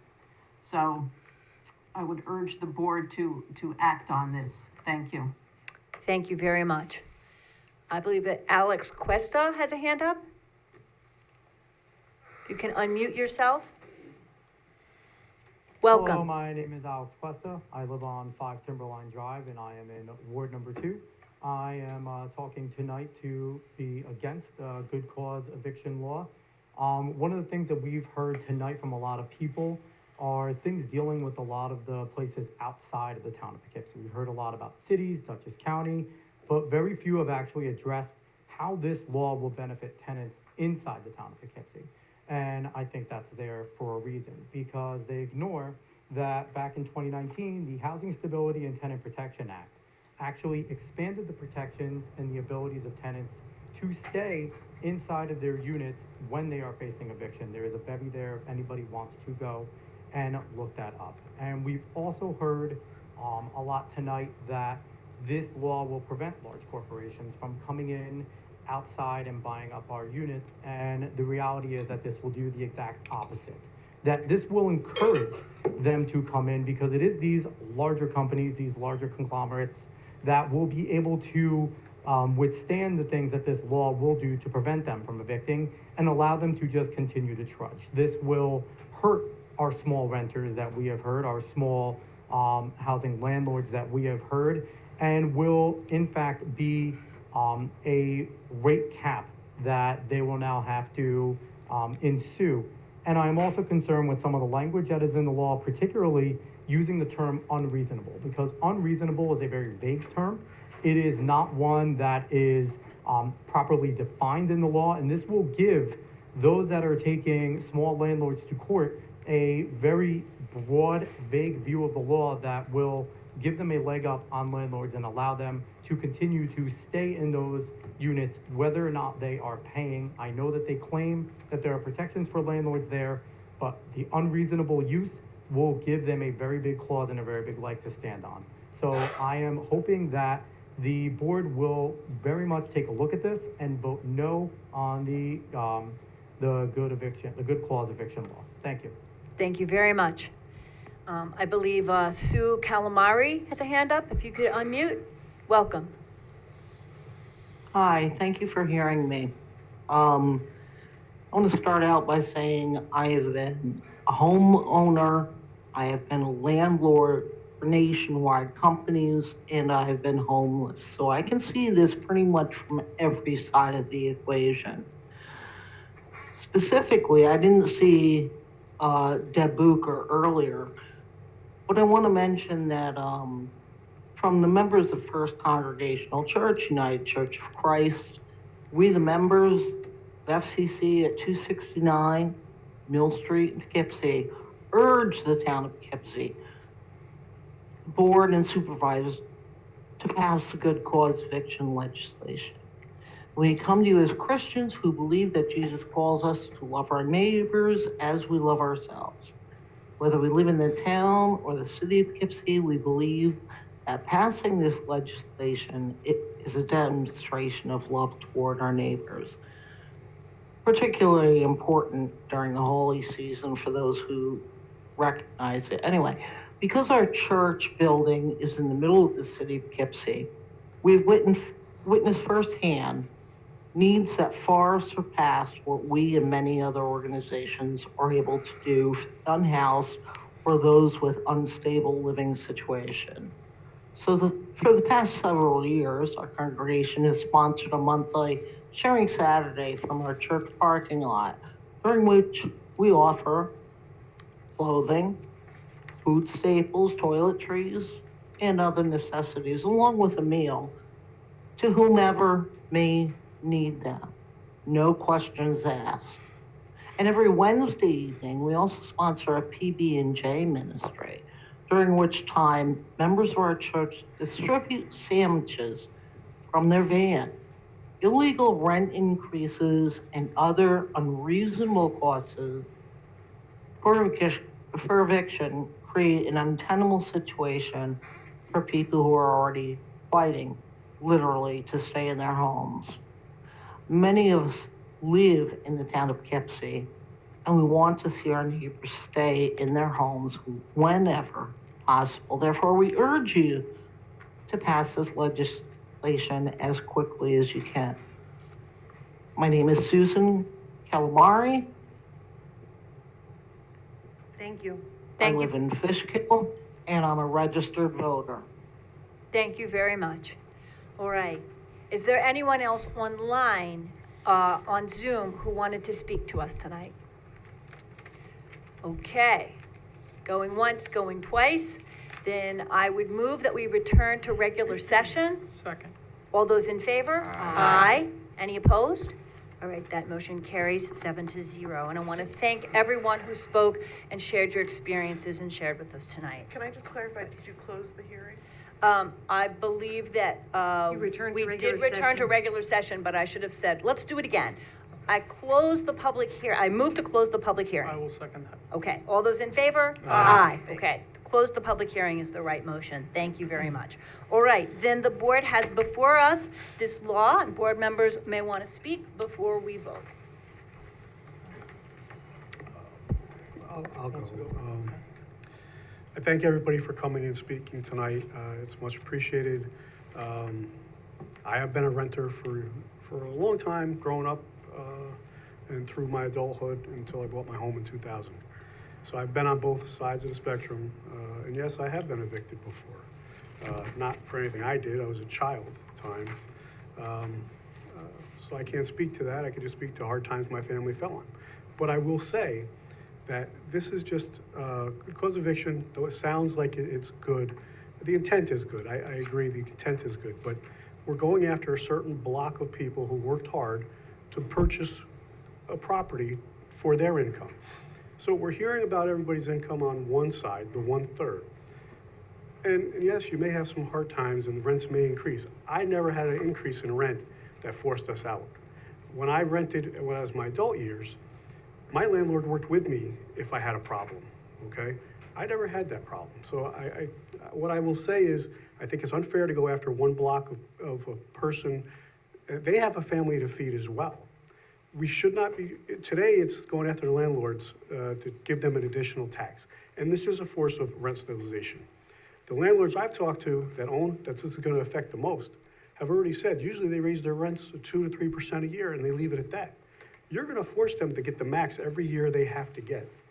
That's going to force everybody out. And I said it a couple meetings ago. You're going to force some of the bigger people to sell their rental units and turn them into condos. That is going to happen. It's happened before. Okay, I just read an article that it did happen. I just can't remember where it happened, but it just happened recently. I talked to a landlord that owned 80 units in Highland. He sold that building and he got out of New York. He's never he's never going to build or do any business in New York again. He moved to Florida. There were a couple landlords here today that will not do business in the town of Poughkeepsie. we're forcing the local people out if we put this in. You had, a couple other landlords were here today, and they did speak out. And they're right, this is their income. If I decide I want to rent my house out, how dare we as a board say, you know, you can raise your fire taxes get raised, the school taxes get raised, town tax and the county tax get raised, but yet I can't raise my rent.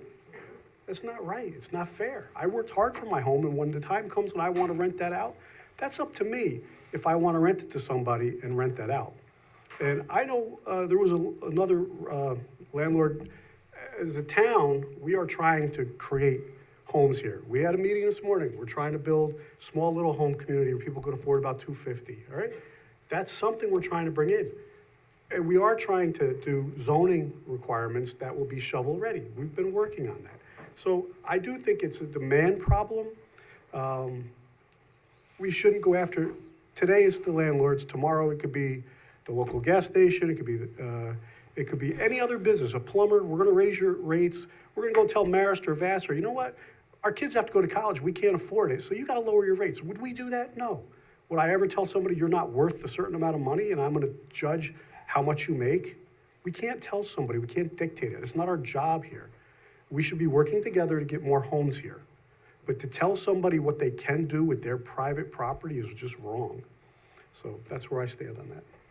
Okay, are there any other board members who would like to speak? Sure. I want to thank everybody, and I have to admit, you really jumbled my notes today because everybody made some really good arguments. So thank you for messing me all up here. So I'm going to talk a little bit from the heart. So thank you for coming in. So you know, everybody knows my full-time job. I'm an eviction mediator. I'm a landlord-tenant, mediator, and I'm a court mediator. So, and I'm a very proud tenant advocate in a number of states. New York State has by far the largest protection for tenants in the country. So my personal story, and I'm not sure why we need additional, I would feel better about the law if it just focused on not increasing the amount of rent. And I think really that's the main concern. But I think the law is much more complicated than that. My personal story is when I was a young guy, I don't want to tell you the year, okay, but some of you can figure out by the interest rate. My salary was $20,000 for a family, and houses were $125,000, even more. Interest rates were 12 and 15%.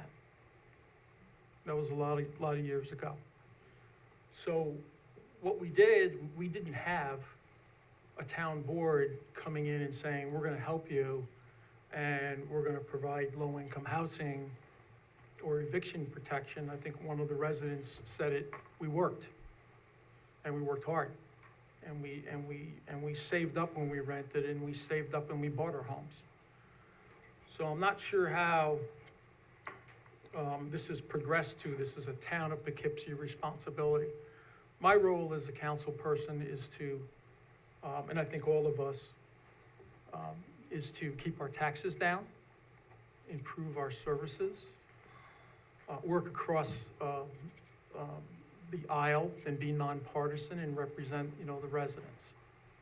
So I'm not sure that we should be diving into the legal process at this point in the town of Poughkeepsie. And I'm not sure that our court officers in the town of Poughkeepsie have been involved in this process with making this law. I'd like to hear that they have been, or that what they feel about what the effect is on the court, or what they feel their opinion is on this law, because I haven't heard from them. One of the other things, and Attorney Ben, thank you for coming again. March 5th meeting, we had a conversation, and after the meeting, and the conversation was about mediation. Right? You recall that. And so your answer was that that's not really part of the process, and it doesn't really fit in to New York State, or what happened. So, Not allowed. Okay, well, that's, I find that answer strange because that's what I do. So there is an organization called the Mediation Center of Dutchess County. And they would help out with this, and I think we should incorporate that because it's important, because just like you said, most of the cases that come across your desk are resolved before court.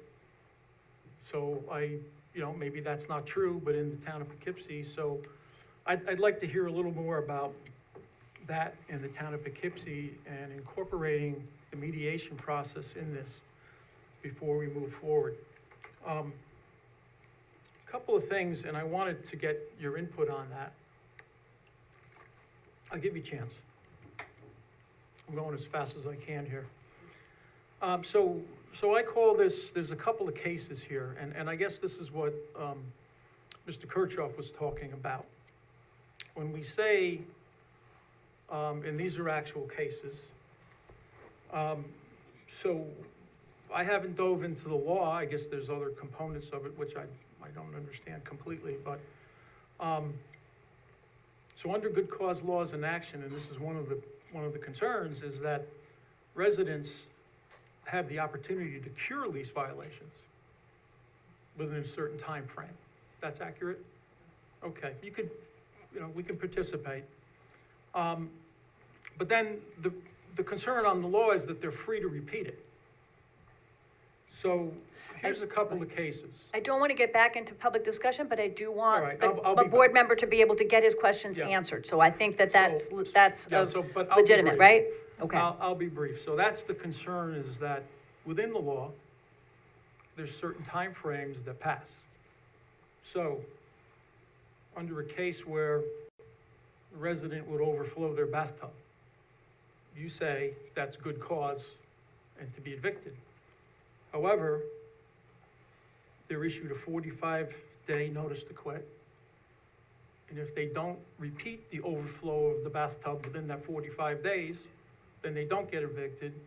But on the 46th day, if they do it again, I'm sorry, if they do it within the 45 days, they will get evicted, but on the 46th day, they won't get evicted. You have to start all over again. Okay? There's a couple more.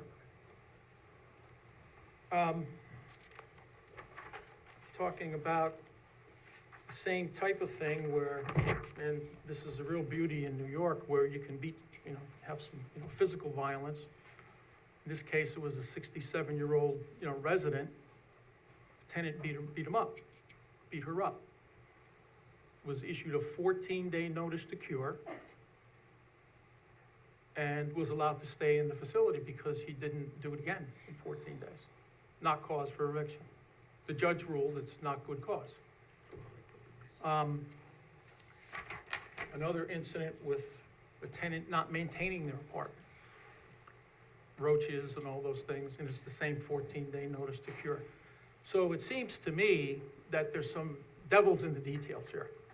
In that it sounds great, but the additional protections are that if you have a person, let's say, beating up other tenants, and they don't do it within a 14-day period, they're allowed to stay. They're allowed to stay in their apartment. And I find those additional protections unacceptable. So are you asking for a response? Is that what you were saying? I would encourage it, if Okay. that's right. He doesn't have to, but. Right. I mean, But as he's a board shaking member, his- if you're having questions that you wish to be answered, I'm looking at legal counsel here, but making sure we're doing this right. If you have questions don't you wanna want to do- yeah, answer, he's- then. He's then- standing and shaking his head, so. Yes, that's acceptable. Yeah, so thank you. These are real matters. So, and that's really all I have to say, other than the fact that, I'd encourage the other board members to think about these issues. Think about what our own courts say, think about what our, residents say in the board, and then make a decision on how we want to move forward. So thank you for coming up, Attorney Yeah. Ben. I Thank appreciate it. you, Councilman Reuter, for the Thank you. opportunity. Right. Yeah, I mean, I imagine that a lot of those examples are pulled from real circumstances, and I'm not gonna. Well, I have availability to some of them, yeah, so. So just to the mediation point, I would love to have mediation. There's cities, there are states that require mediation between landlords and tenants before they get to housing court. We just don't have it in the state of New York. It's not that I don't think it would be valuable. I completely agree it would. But the process we have is that when a landlord files a petition for eviction, at that first appearance, the tenant is entitled to 1 2-week adjournment prior to trial, and then the next appearance can be trial. And there is nothing procedural in the law that requires courts to offer mediation. The only mediation that ever happens is between landlords and tenants in the hallways. Now, that can resolve things. I'm not saying it can't, but it's not something where we have the opportunity for court-facilitated mediators. They're simply not provided or funded or allowed in the summary proceeding that we are forced to litigate through. So I agree that mediation would be a great way to resolve a lot of these issues. It's just not made available to us. I just want to interrupt you one minute. So, in my experience, it's not allowed in the town of Poughkeepsie courts, but it is allowed in the city of Poughkeepsie courts. It depends on the judge. So it's allowed in city of Poughkeepsie, a lot of other municipalities. So my suggestion is we allow it in the town of Poughkeepsie courts. That would be great. City of Poughkeepsie does have mediators for civil proceedings. I was there 3 days last week. Not a single opportunity for mediator in housing court. And again, I want to stay confined to the good cause law. Right, I was going to say, mediation is another issue that we could take up on another night, right? So the bathtub example, I think that's an instructive example because it exposes what often gets, I think, muddled in housing law, which is that there are evictions for lease violations and there are evictions for nuisance conduct. So a lease violation is where you get the opportunity to cure. You did something that was a violation of the lease. Before you can be evicted, you get told by the landlord, you got to stop violating the lease. That's maybe one bathtub situation. Nuisance evictions are not something that has to be written into the lease. It is just any continued or ongoing conduct that inhibits the quiet use and enjoyment of other people on the property. So if somebody every 45 days overflows their bathtub, even though they cure within the period, they're causing a nuisance and they can still be evicted. So that's where these are different categories for good cause eviction that sometimes are the same, but sometimes are different, right? One, this is the law you cited of a case where somebody physically assaulted their landlord and that was not considered to be a nuisance, is because it's not continuous or ongoing, right? They're not punching them all the time. They punch them one time. That's still a lease violation, and that's still criminal conduct, right? Where one way to get that person out is to incarcerate them. So it's not that I don't see those issues as circumstances in which tenants may rightfully face consequences for their actions. Just the good cause law wouldn't remove that opportunity from landlords. They would still be able to get that tenant out. Okay, does that answer the question? No, I think the one thing that does trouble me with the cases that I reviewed is it took 3 times. So not in the case of beating up, but in the case of the bathtub. Sure. And then after 3 times, what's happened? Because of the good case law, and the judges have interpretation. They can interpretate, and you know that they have leeway. In this matter, they ruled that it's not good cause, even though they did it 3 times. By that time, they went through the cure period. Everything's damaged. Mm-hmm. So if that law was not in existence, the landlord would have been able to evict them the first time. So that's my point. And as regarding mediation, I'll be happy to. I think the courts in this town should allow it. It should, it's up to the justices, but that's something we should incorporate. So Okay, thank you, and thank you for answering the question. I Thank you, appreciate it. Attorney Bennett. All right, are there any other? Wait, no, we're not reopening public comment. We're simply asking, having board members. That makes 2/3 of the town that are not right. Yes, that's correct. And we're not reopening public comment. Everyone had a chance to speak. We're answering board members' questions, which I think was done. So if there are any other board members who would like to speak. Yeah, actually, I'd like to speak because I've also had experience with this. Because I was approached by a constituent who was a renter, and a good renter, completely paid up, no problems. And at the end of her lease, the landlord just says, I don't want to rent you anymore. Didn't have to give a reason, just, I want you out. And it was real difficulty for her because she had an accident. She was on short-term disability. Moving was extremely difficult for herself. Plus, she couldn't climb stairs. So she had to find either a first-floor apartment or another apartment building with elevators, which there aren't a lot of in this town. So it was extreme difficulty for her, and good cause would have helped her. Then I also was approached by another constituent, and the rent increase was so sizable, they couldn't manage it. And I mean, she and her children were just gonna be forced out of an apartment that they'd been in for years for no other reason than the landlord thought he could make more money by getting somebody else in there that could pay more. And I wish to say that the old products weren't raising their rates, but I also had another friend who lived in what we are calling one of the old products apartments. And I guess for like the past 5 years, his rent was raised $100 a month until he passed away this last year. And I mean, initially, that was a 15% increase on his rent. Fortunately, he could afford it, but how many people can afford that? So yeah, there are situations where this law will definitely help and help on the side of the renter. Okay. Are there other board members who would like to speak?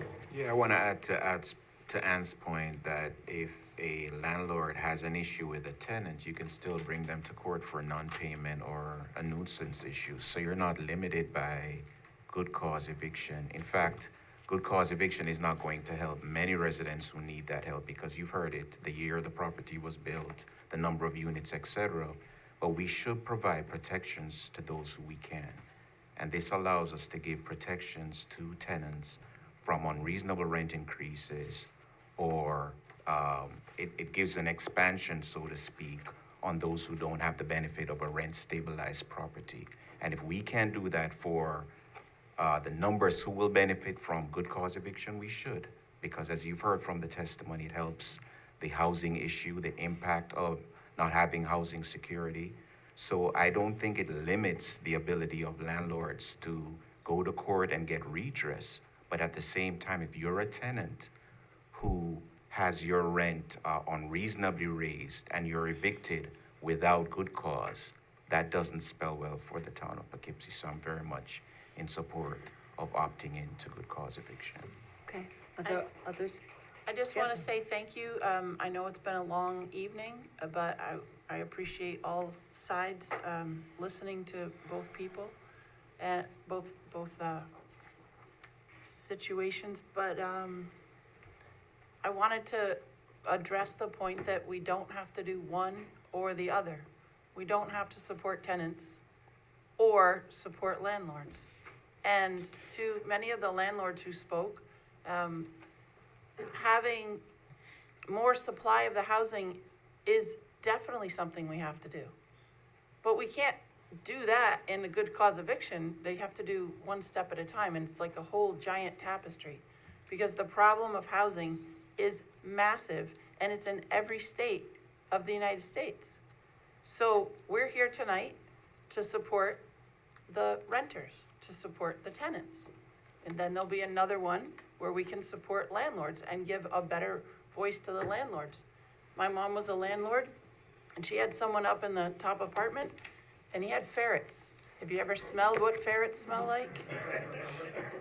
To this day, my daughter and I think that the can of Febreze smells like ferrets, because all he would do is spray the Febreze on instead of cleaning up. They have their own musk, they stink to high heaven, and she couldn't get that renter out, right? So that's my mom. She's in that situation. She had to go to small claims court. She had to truck down to the city while taking care of my grandmother. It's tough for landlords. I understand. But this is supporting one side, and we're here to support the other side too. You just have to give us a chance, because there's more to be done all across the board. We definitely need housing, for sure. There's nothing out there. So I'll just comment. Sure. Unless you want. No, go right ahead. So this is a complicated issue, obviously. It is very much one-sided. It's, tenant protected. I don't know if we'll ever have legislation on the other side to protect the landlords. But so far tonight, I heard that good cause eviction, that this legislation is going to eliminate homelessness, it's going to solve affordable housing, it's going to reduce PTSD, and keep children in school. It's going to do none of those things, so let's stop putting so much stock into this.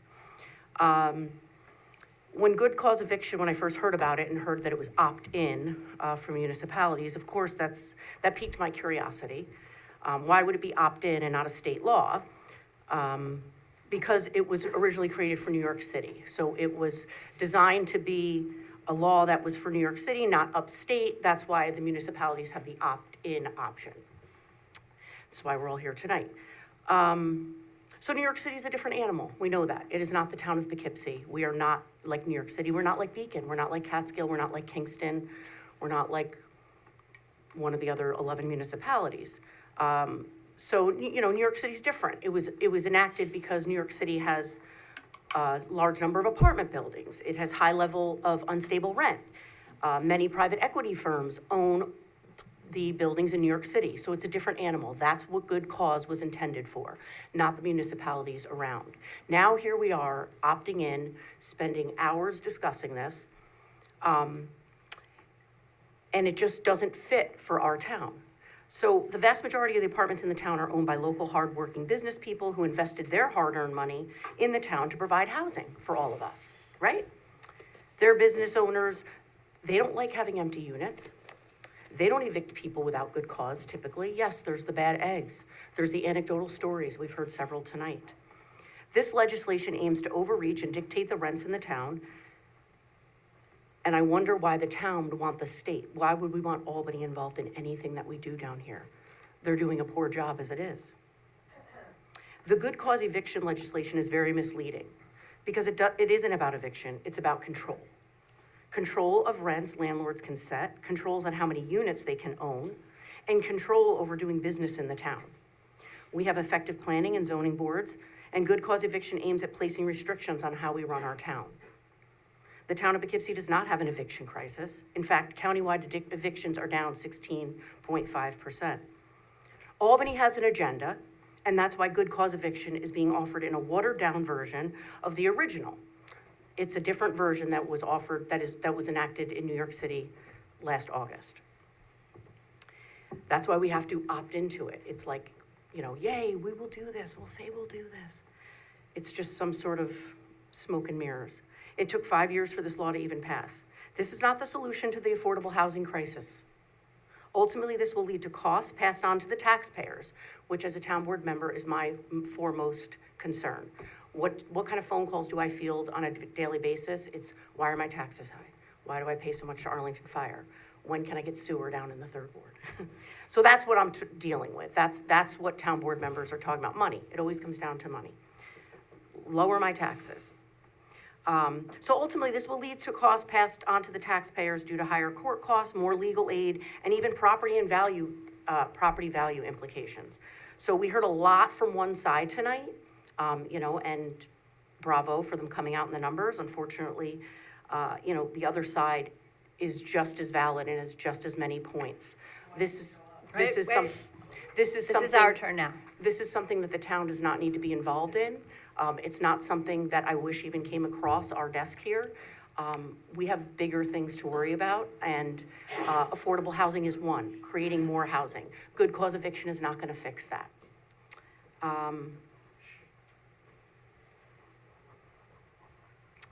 And I think that's all I have to say. Okay. A quick addendum, sorry. The guy with the ferrets, he also didn't pay his rent. He wasn't being, I don't have anything against animals. I realized that I might be against like small mammals, and that's not the point. He wasn't paying his rent. I forgot to say that, sorry. I appreciate the ferret story here at hour number 2. That's helping us move along here with some humor. Just one addendum as well, and whoever took the clock down, thank you very much. No, I'd like to see that. It broke? Okay, good. So, well, thank you for that clarification. So, yeah, I'd be willing to, you know, extend to support it, but it has to be skinnied up. These notices to quit with these things and repetitive things, I don't think any of you would, if you had your own house, you would like somebody overspilling a toilet or a bathtub and damaging your house, and then because they don't do it in 15 days or 45 days in that case, but they do it on the 46th day, you know, again, the clock starts. So that, to me, is something that I'd like to see changed. But the important things that you were speaking about, I hear you on that. Like not being, landlords not, you know, excessively raising rent. That's important, okay? And I think that's what the law could be. The only other thing I would say is that, and I may be incorrect, is that the original, you know, legislation on this is still stuck in the Senate committee. So if I'm not mistaken, New York City adopted their own law, and the reason why it never made it out of, and then the governor said, okay, the towns and villages can, I guess the law was, in essence, you know, towns, villages, and cities can do what they want and bring it No, in. there is a state So, law that was passed There's in a state- August in yeah, Albany. The state law was that the towns and villages But could. folks, Folks, please, but the original legislation, if you look it up, it's in Senate committee, right? So it doesn't have bipartisan support at all. Okay. Okay, so that's the other thing I would add. okay. I wanted to just add a couple of notes, hopefully without repeating, and I would like to offer an amendment to the resolution, not to the law itself. First of all, I want to start by hearing and naming the issues that landlords have had and have spoken to here tonight, particularly during COVID. If this law allowed people to engage in nuisance, ongoing nuisance behavior or criminal behavior, or to damage property and not be evicted, I would not vote for it. And sadly, people need to pay the rent, and sometimes they can't afford to do so, and that's a larger problem that we can't solve here with this law. And if someone doesn't pay their rent, as many people said, eviction is the result, and it's a bad result often, but that's another set of issues than we're facing here. To me, this is an anti-gentrification law. We have people who build luxury housing that starts off as luxury housing, but where we have affordable housing in the town, we must try to preserve it. And we can't afford to shrink that pool further. And where someone wants to come in and jack up and buy an older building and jack up the rents by 50% or 100%, that's detrimental to the folks here who are struggling to find affordable housing. To me, this is also an anti-retaliation law. This is a law in which if someone has been without heat for a month and a half or without hot water, and I have encountered those folks in the town, and they complain to their landlord, and they come home and find an eviction notice on their door, and I have seen that happen, that this provides them with that protection. I do believe that places like New Jersey, it has been said, have done this for a while. I don't think we're really out on the cutting edge here, but actually a lot of other places have done this, including the town of Fishkill and some other local places. New Jersey has a long history with it. And the last thing I would just like to say is I express appreciation to the Citizens Committee for Housing Affordability, which brought this forward, but is only one of a very long list of ongoing recommendations.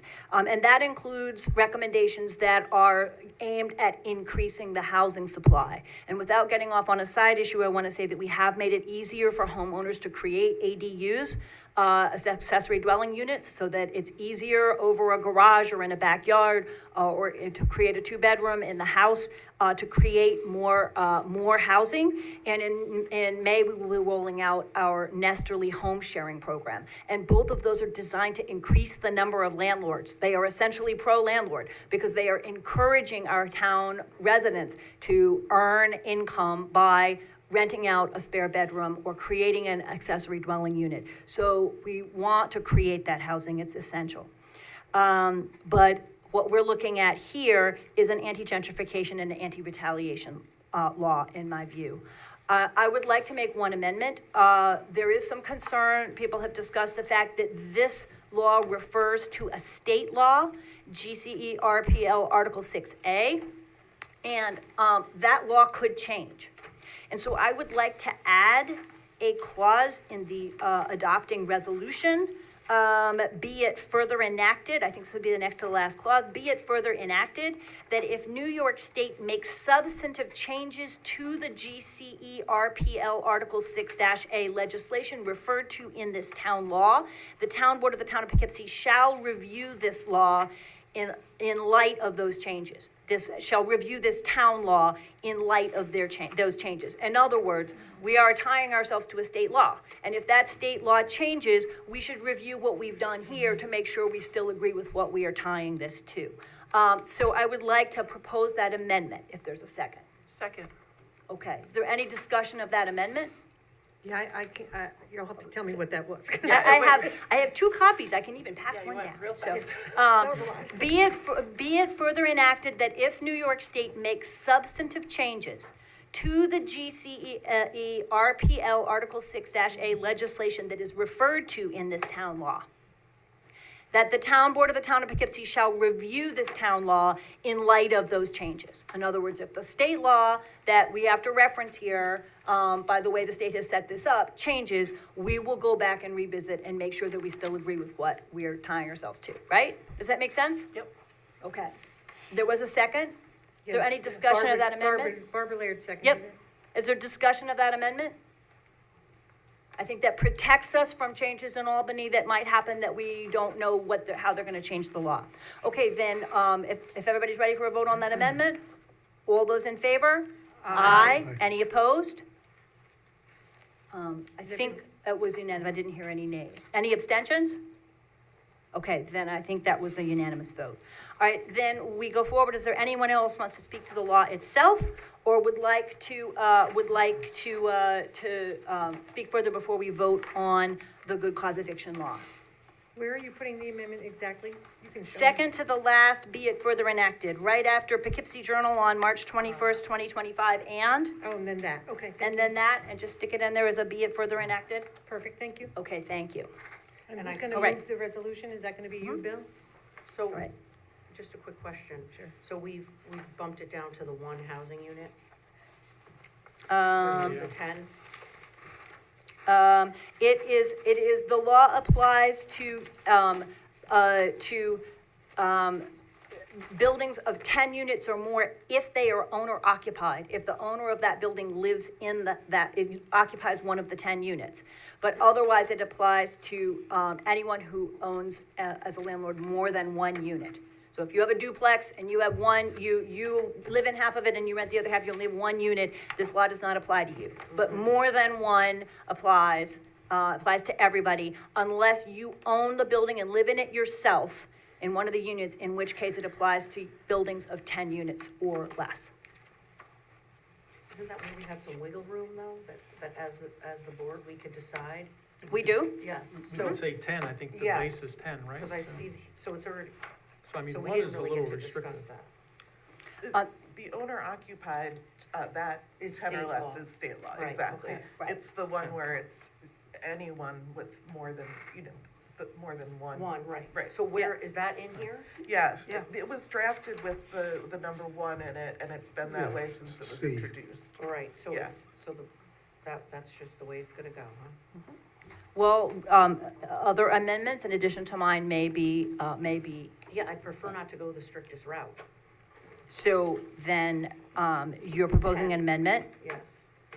to, Is it section C that I'm looking at, Emily? Section C, page yep, 162. this would be Yes, Article exactly. 1, The small 162-3, Right. Section C, C. right? So Most I'd propose restrictive. no more than 10.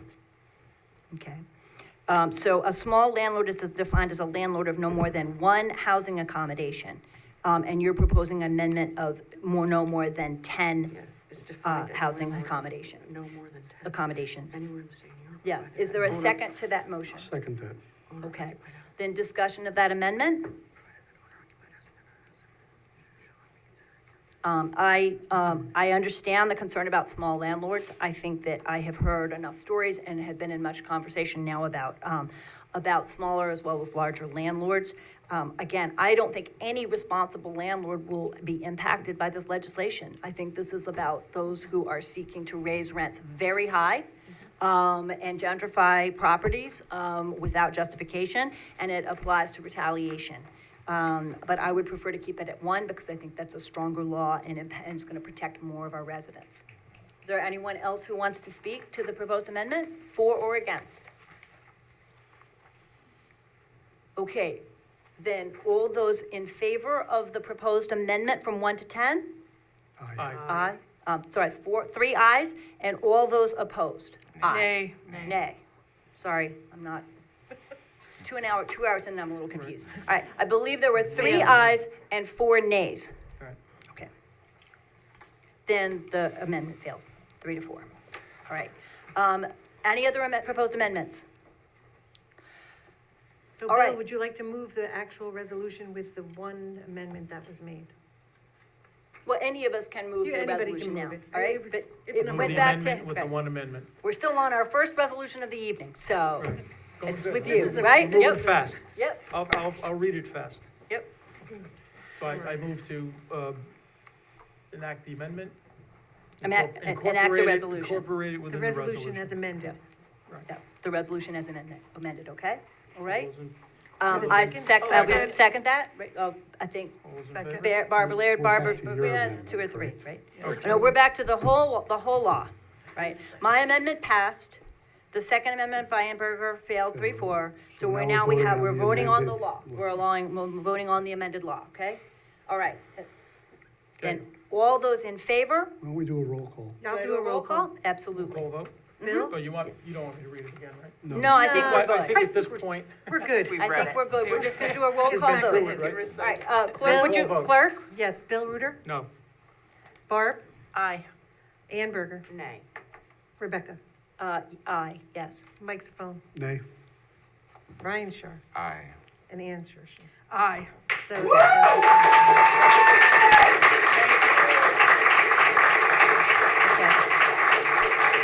The resolution passes 4-3. I wish to thank everyone who came to speak and share their stories and your experiences, whatever those might be, and I really appreciate your time and patience with a very long process, but it's really important that we hear everyone, so thank you again. All right, we have another public hearing ahead of us. I'm hoping it might be a little bit shorter, but we'll find out. Would take Board a Member minute. Laird like to? Can we take 1 minute? Yeah. Yeah, Can we take a minute? People want to take 1 minute? All Yeah, I right, just need we'll to adjourn stretch. for like 2 minutes to stretch, okay? I'm ready to go.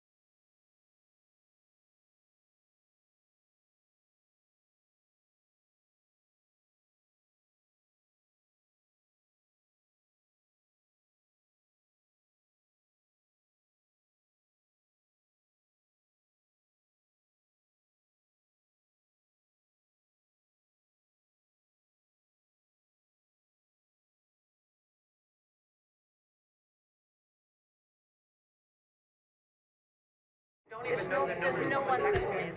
Thank you so much for being here. All right, everyone, I think we should keep going here and see if we can keep moving along, all right? I don't think we need to do this next one. Next. There's no reason for that. I'm gonna get up and vote for myself in a second. Okay. See if we can get our board members Well, back not here. vote. I can't vote. I never want to vote. I have to do this. I'm afraid to walk out in the room, so I'll wait. Thank you for that break. That was needed. Everybody ready? Okay. All right. Count, Board Member Laird, if you Are we want to ready? do number Resolution two number here. 2.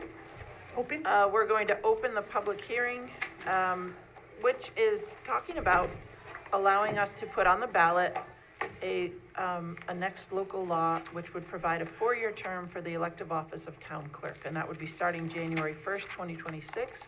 And it would have to be voted on by electors in the November 4th election. Do we have a second to open the public hearing? Second.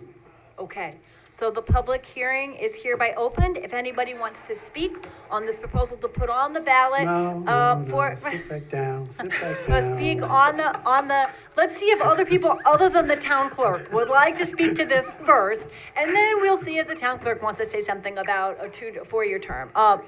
We had someone who wanted to speak. Welcome.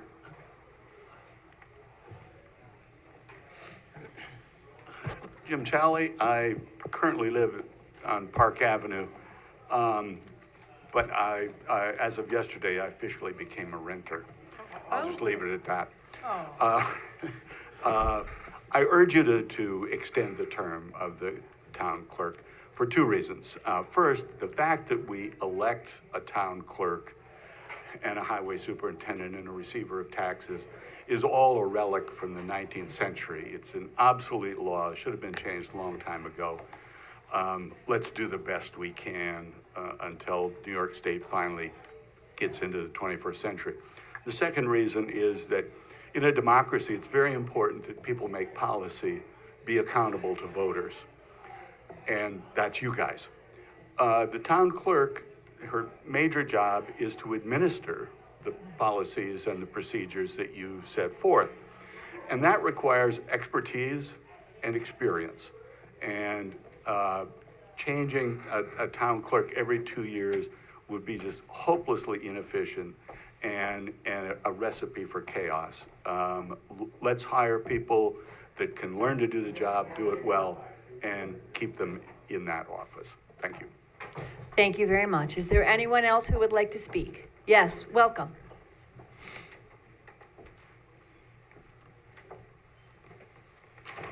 Hi, Steve Osterley's third ward. It's already been a long night, so short and sweet.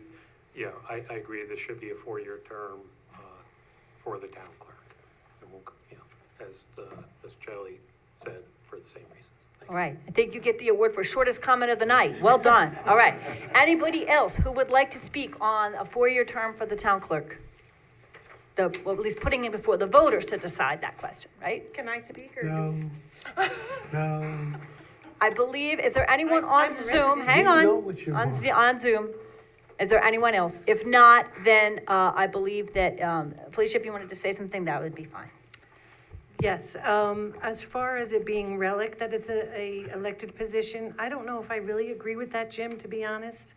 But I do agree, and I don't understand why, in the town of Poughkeepsie, the highway and the tax receiver has always been 4 the 22 years I worked here, and the town clerk has been 2.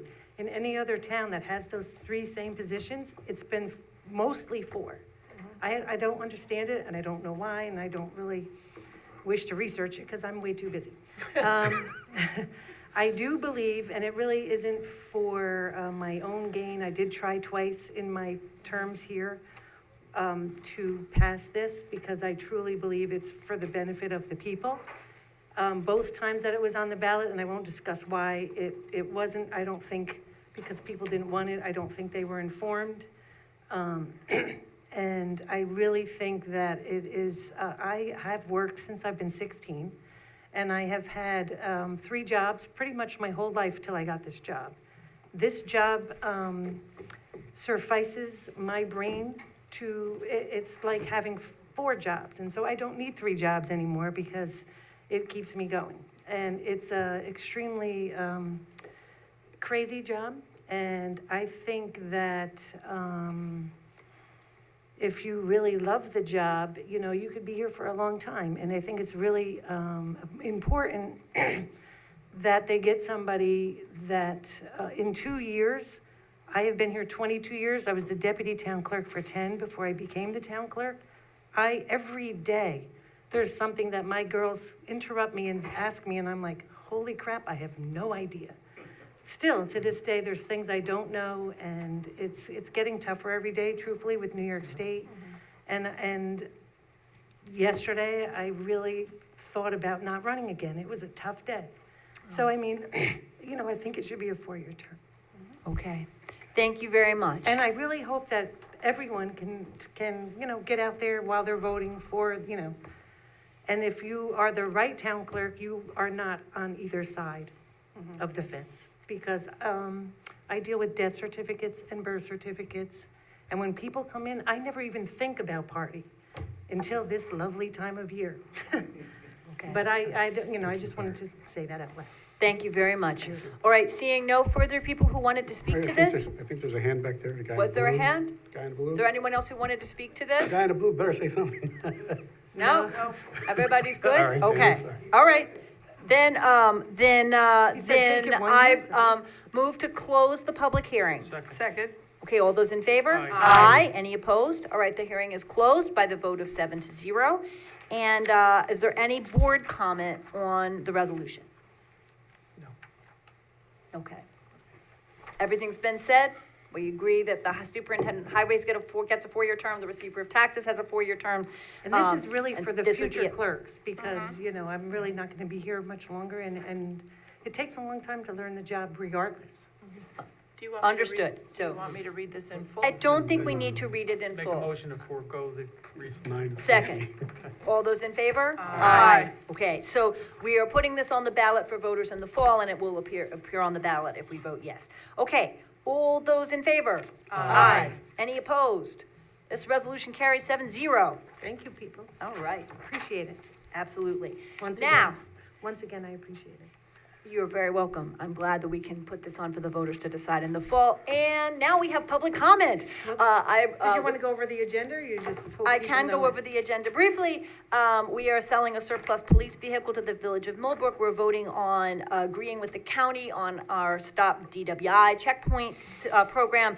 We are voting on creating a Citizens Financial Advisory Committee and making permanent the Citizens Committee on Housing Affordability.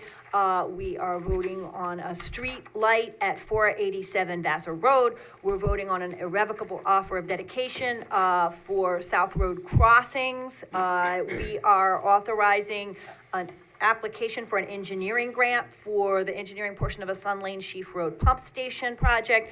We are, accepting the 2025 minutes so far, and town clerk events, and notifying that a claim has been referred to legal. I think that's everything. Okay? So I move to suspend the rules for anyone who would like to speak on any of those items for up to 3 minutes. So moved. Second.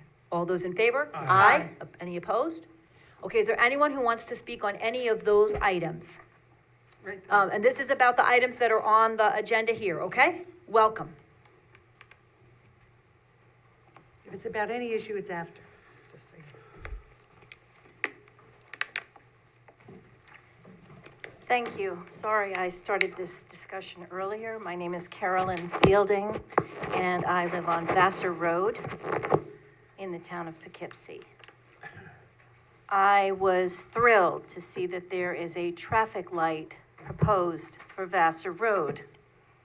Is it a traffic it's light? actually It's a street light. A street light, okay. Is that going to be on Vassar Road to slow down traffic? No, it's a street light to provide light. Oh, street lights to provide, okay, I'm proposing that we put on the agenda to put more traffic lights. So at the end of the meeting, if You you'd can like to come speak back. to us about that, sorry that we keep trying, but when we get to the end of the meeting. I will speak to the street light though, Okay. because All right. anything that helps Yeah. to be seen on this dark and treacherous road, which by all accounts has 18,318 vehicles traveling daily. 18,000 vehicles daily, past the school zone, by the way. I think we need everything we can to prevent accidents. We have had fatalities, numerous accidents. I had 2 deer strikes in front of my home in the last 4 months alone. We need something to slow people down and let them see where they're going. And that's what I have to say on that topic. Thank you very much. We do need a traffic light, thank you. We can revisit at the Thank end you, of the Carolyn. meeting. Thank you very much. All right, is there anyone else who wants to speak on items on the agenda? Yes, welcome.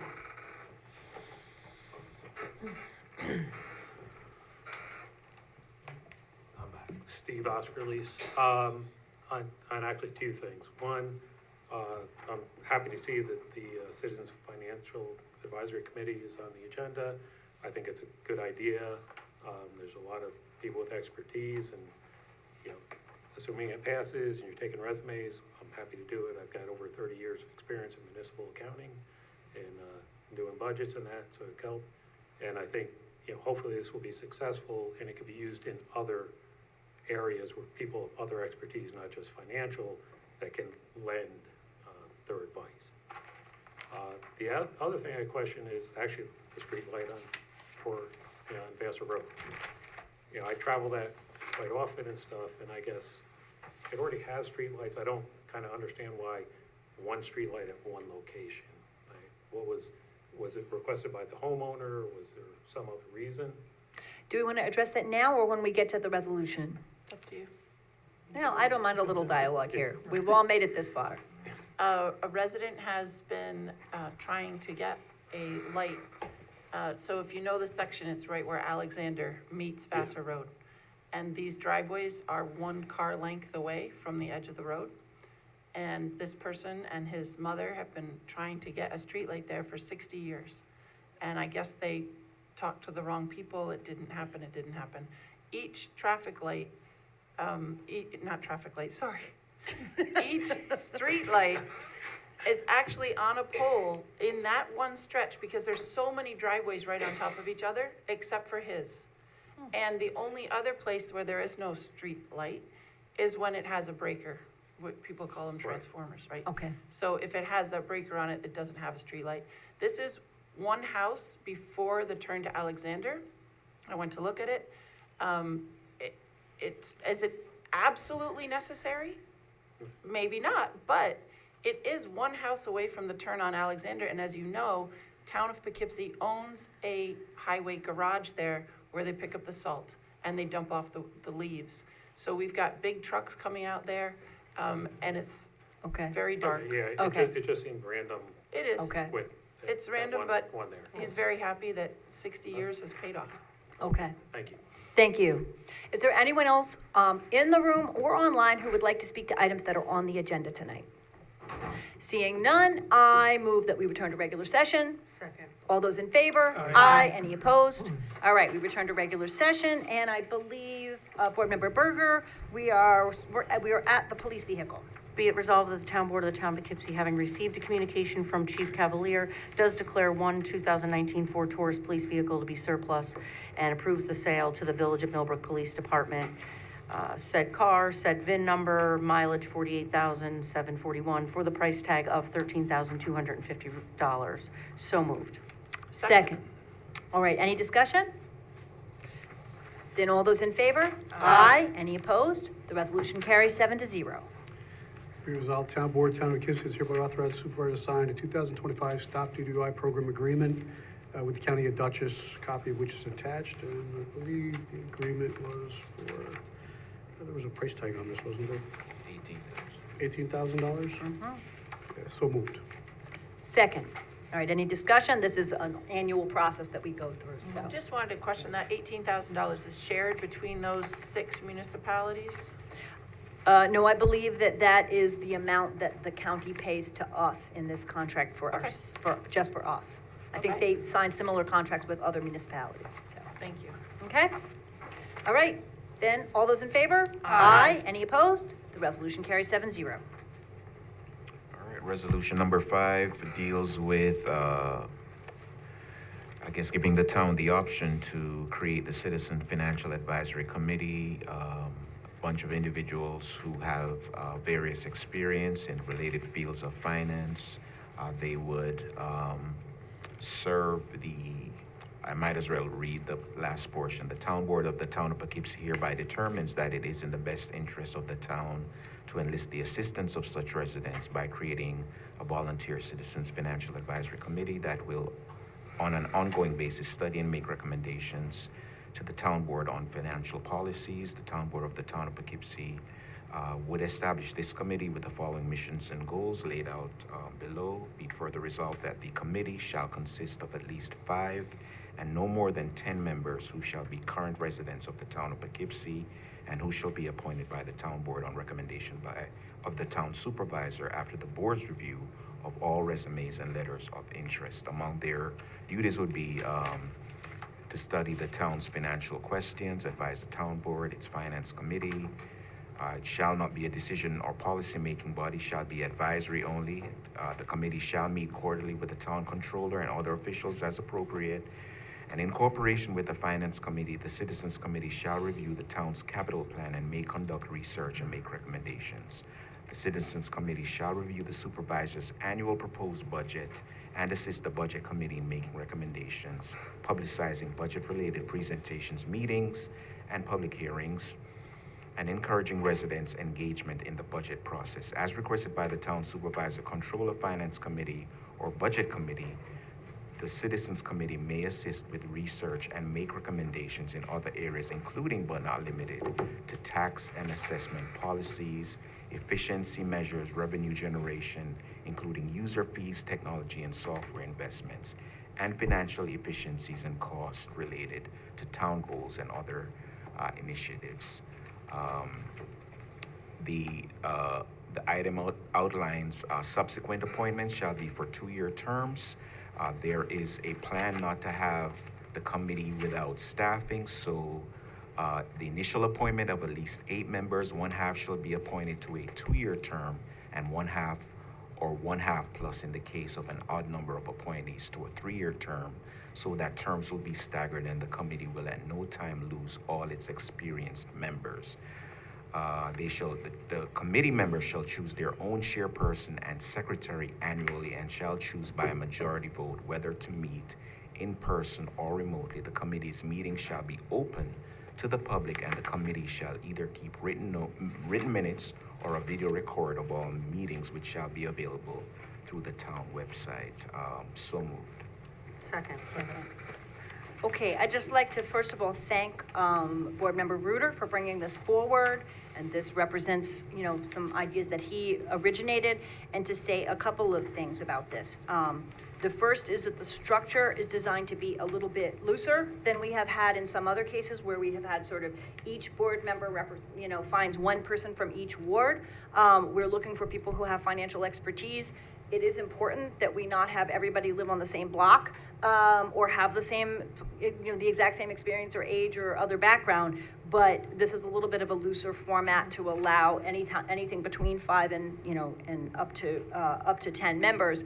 What we are proposing is a pool of resumes from anybody who might be interested, and then a process by which the board reviews all those resumes and approves a subset of them. The other thing I would say is that one of the things contemplated here is for this committee to review and work on the town's capital plan. We do not have a capital plan. The town has never had a capital plan. We have the pieces of one in the works. So folks who serve on this committee, one of the first things that we're likely to pass along, because I know the controller and I and the finance committee and others are working on this issue of making sure we're doing capital planning over the multi-year term. So that's going to be one of the first tasks of the committee. Other further comments? Did we second the reading? Yeah, I think so. Did we second the resolution? I think Ann seconded it. I had three amendments I'd like to add. Okay. On bullet point number 3, I would like to have it, shall meet quarterly with the town controller, other officials, finance committee of the town board, but they should meet definitely with the town board and provide thoughtful insight, so we know what's going on and we can ask some questions of them. So would that mean they come to a town board Yeah, meeting? just like to Okay. a committee, Yep. or a workshop, well, Right. change the name of it, but So still come we'd to a say, workshop right, meeting. so, right, and participate in a board meeting quarterly. Right, and then it's on bullet number 6. As requested by the town supervisor, controller, finance committee, and/or the town board. So anything we want to bring up as a group, we could have them do, but you don't have the town board in there. So I'd like to have the town board have more access to the committee, that's all. And the last one is, be it further resolved, appointed by, it says here, it's just the verbiage, the members shall be current residents of the town of Poughkeepsie and shall be appointed by the town board on the recommendation of the town supervisor.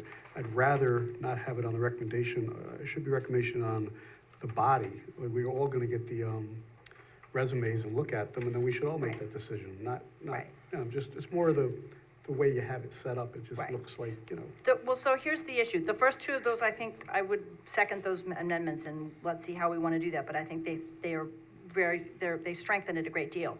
Here's the thing. If we get 10 resumes, and the board reviews them all, and the town board makes those appointments, we have to meet publicly to do that. And we're going to sit here with a pile of 10 resumes and try to figure out who's on the committee, or we will, whatever. So my suggestion is that the supervisor's office simply serve as a conduit.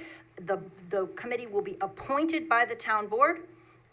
The board will have reviewed all resumes of anyone who has volunteered. If people can suggest a different way of doing that, I'm happy to do that, but I don't want us to, in an open meeting, sit here and say, well, we want these 6 people and not these 2 people, or we want this, or this gives too much weight to Ward 6, or whatever. It seems like we need to take all the resumes initially, and maybe I see legal counsel wanting to speak here, so maybe she has a suggestion, and the board will make the appointments. There's no question about that. The board should see all the resumes, and the board should make the appointments. I was looking for some mechanism to get us from point A to point B.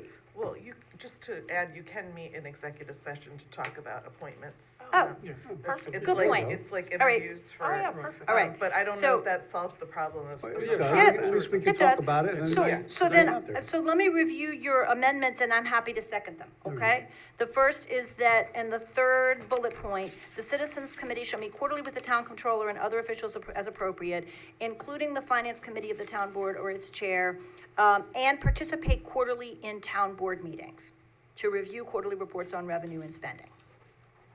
The second would be the last bullet point, as requested by the town supervisor, controller, town board, finance committee, or budget committee. So we're adding town board into that list, right? Yes. And the third is, I think we could just take out the words on recommendation of the town supervisor. So shall be appointed by the town board after the board's review of all resumes and letters of interest. We could meet in executive session or in some other format.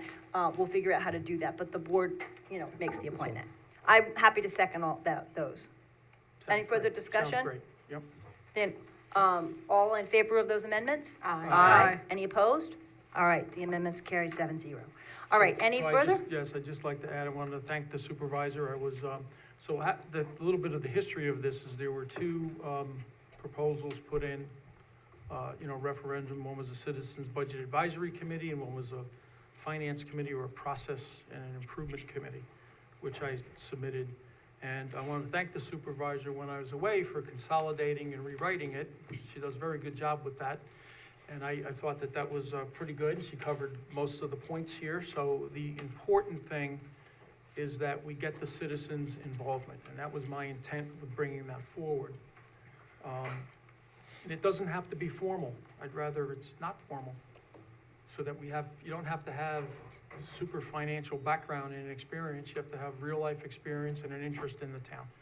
So it's an effort to get, citizens' involvement. And that's really the important thing. Just a technicality, what I would do is I did offer to offer this jointly. So if we wanted to change the agenda for your name and my name as well, I would appreciate that. Where is it? Yes, he wants to have it on the agenda. Underneath, he wants me to add Oh. your name when I Just do at something. course. the end, just put both of our names. Sure, board member Yeah. Reuter, Yeah.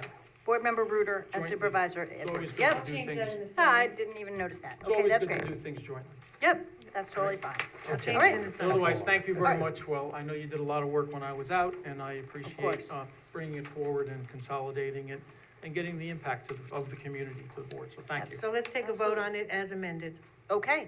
Oops, Sandra, I'm sorry. quick question, so if we were to pass this, we'll come up with a date that the resumes are due? I don't wanna make it like, people could add their resume later if we Well, just these get first- five. these So first the 7 committee can have up to 10, we need 8 initial appointments. So we're gonna need to do a big, reach out to get those initial appointments. And then, if there's additional people who wanna come later, or if there are vacancies, we'll fill that like we would other town committees. Okay. Okay? Any other amendments? Any other questions? Okey dokey. I think, my supervisor, you had mentioned that we need help with the town's capital plan in terms of, conduct research, recommendations, et cetera. I'm just wondering how many of these items are, already being done, or what could take priority over the others, so that the committee focuses on those things and the, efforts of residents are used more efficiently. That was my concern. So this might be more of an expansive list than people will actually, the committee may not want to address all these issues all the time. The budget process is going to be, each fall, getting people involved in the budget process between September and November. In the meantime, I think it's really the finance committee that will direct, and, meeting with the controller, meeting with the town supervisor, to hear are the things that we're wrestling with right I now. think that's a fair point, Ryan, and that's exactly right, is that we, when we discussed it, Supervisor Edwards and I, we said that, budget advisory, but then as needed, we may get into some of these areas. It's more of a process improvement, Right. efficiency type discussion, and it's where is needed. It's not all of this. So, as a process, we're going to we have a finance committee that's now meeting monthly, with the controller. Issues are gonna get passed to the finance committee, and then the finance committee can decide sort of which of those really, where is it helpful to have citizen input. Okay, if we're good then, any other discussion? All those in favor? Aye. Any opposed? Nay. Nay, okay. The resolution passes 6-0. All right. 6 to 1. 6-1, you're right, 6-1. Oh, there was Sorry, a nay? my apologies. Running out of steam at this point. My candle's burning low, as somebody said. Okay, the Citizens Committee on Housing Affordability is really structured the same way, again with a somewhat loose structure, but it's different in that this committee has already been meeting. I appointed it at the beginning of last year as a temporary committee task force, and the goal here is, as the committee itself has asked, to make it a permanent committee, and the structure is pretty much parallel to this, to the Financial Advisory Committee. We could make the same amendments if we need to on, saying that on recommendation of the town supervisor, we can take that out if people would like to, either way. Otherwise, hopefully, this follows the same structure. Amended the same way? Yep, and I actually, sorry, I believe, Ann, you were the one who was supposed to bring this in. Yeah, but this leads me, because we're going to take the existing committee, you're not gonna make these people all submit their resumes again. No. No, we're just gonna roll over the existing committee. Okay. Well, no, I They think the didn't town submit. board does need to approve this committee, because it was appointed by the supervisor as a temporary body, but I believe that we as a town, I think the current members would be the list of people whom Right. presumably we would appoint, with potential other volunteers joining. But the board needs to make that vote, because we have not appointed this committee as a board. It was a sort of a short-term task force. So I did want to make an amendment to this too, because we do have a master plan committee. Okay, I think we haven't moved it yet, actually. No, we haven't really started. Okay. So anyways, this is the Citizens Committee on Housing Affordability, and the goals, the mission of it will be studying housing issues by partnering with other local governments, Dutchess County, state and federal agencies, and not-for-profits as appropriate, gathering perspective from residents on their housing needs and concerns, advising the town board, the planning board, department, and other town departments and committees as appropriate to advise them on shaping housing-related policies. And it's gonna be basically, as you said, following the same format as the previous Citizens Committee. So moved. Second, okay. Now, you were gonna suggest an Yeah. amendment? Well, my amendment was that this committee should work with the master plan committee, since they've already gone over most of this work already in the master plan, the areas that we want to develop. But I don't think the master planning committee exists at this point. No, I think It's completed its It's work and gone? submitted a report Yeah. a couple of You years wanna- back you and wanna doesn't come exist. back? No, they're done. I think that's another whole motion for another night, to bring the master planning committee back to start its work all over again. No, I don't, I All right, mean, they that's should fine. certainly be familiar with the master Okay. plan, Yeah. right? But not work with them. So, yes? Yeah, just as a process point, so so the budget committee or the finance committee reports to the controller and, what do you call them there, excuse me, the, finance committee. Who does this committee report to? Well, we don't have a board committee on housing, so it reports to the board as a whole, Right. and may also make recommendations to the planning department or anybody else who might be bringing Because policy kind of what happened in recommendations. the temporary is that this committee came up with recommendations, and now it's And in now front it's of law. everybody here. So how did that, it's in front of the whole, and we have a room full of people, so how did that all happen? They brought that to the board with a set of recommendations. They brought in a workshop meeting. And then again, when we set a public hearing on it, so Couple it of came them. directly to the board. Okay, so we don't necessarily, what we're suggesting here is we don't necessarily need a committee for this committee to kind of report to. It's a If the general and town open- board wants to create a housing committee of the board itself, I think that would be another issue for another night. Happy to talk that over, but we have not had one. All right. So what, and as far as, what town board member will sit on the committee? That has not been decided. I believe Yeah, several no. town board members have been attending, Yeah. many town board members have Well, attended. there's only been so- 3 meetings, so, there's only been 3. Oh, No, it's they been meet meeting every monthly. month. I've been going every Since month. last January. You haven't been meeting every month, because I know last month we didn't have the meeting, because Trevor and I texted about it, because it wasn't posted on the website. So it met all last year. There have been some gaps. It hasn't met every single month. But certainly, in the process of appointing the committee's members, if we adopt this law, Yeah. we should also, in each of these cases, appoint a board liaison to each of those committees. Just like all of our others, like Right. the CAC. I did and the- notice a discrepancy, which is that in the Climate Smart Task Force, the board liaison is one of the 8 appointees to the committee. And in some other cases, there are a full roster of volunteer committee members plus a board member. So we might want to kind of sort that out. Yeah, it's kind of the same with the ethics committee, like that the town attorney is a member, but not a voting member. So, yeah, it should just be, the Yep. committee members should be the Right, voting because members. we found that Yeah. the 8 members of the Climate Smart Task Force include the board liaison and the staff liaison. And I don't think that's right. I think we better go back and rethink Yeah. that, because I think those are ex officio additional members Right. to the 8. So we need to clarify that. But we can make those appointments, I think, when we make the appointments. I'm just bringing it up for further consideration because, you know, on the good cause eviction, we had 3 meetings for hours, 3 times. Okay, so maybe there's a different process that we can follow where we don't have roomfuls of people all Yes, the time over this. please. And we can have some sort of discussions and organization. Not to say it's not important, but we spent a lot of time this evening on it as well. So, It's true, we've had a number of issues where we've had lengthy meetings, and I've really enjoyed hearing a lot of public comment. So, unless we want to vote to limit public comment, which some towns and municipalities do. We would have to, So- because it is getting to be quite the circus around here. So, are we And ready so- to vote? No, I'm I'm just not. saying, we should have it report to a committee. I think that would be a good idea. Yeah. Okay. And that would be something to Report consider. to a committee.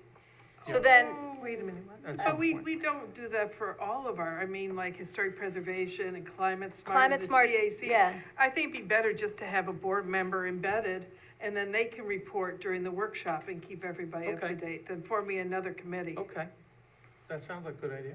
Yes, So, yeah, definitely have a this board is- member on. That's and then good. Yeah. How would we decide what board member gets to be on the Citizens Committee on Housing Affordability?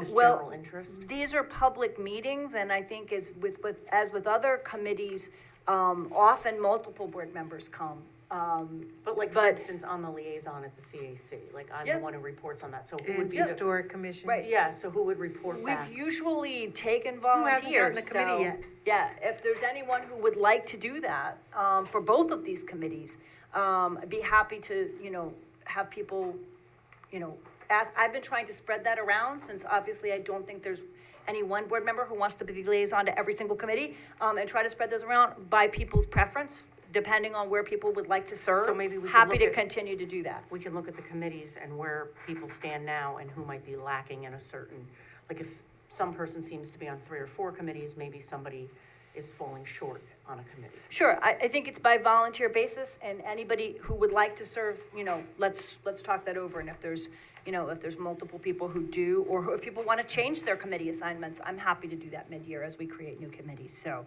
however people would like to, I prefer to have board members serving where they would like to serve on issues of concern to them, and to spread it around based on people's interests, so happy to continue to do that with these new committees.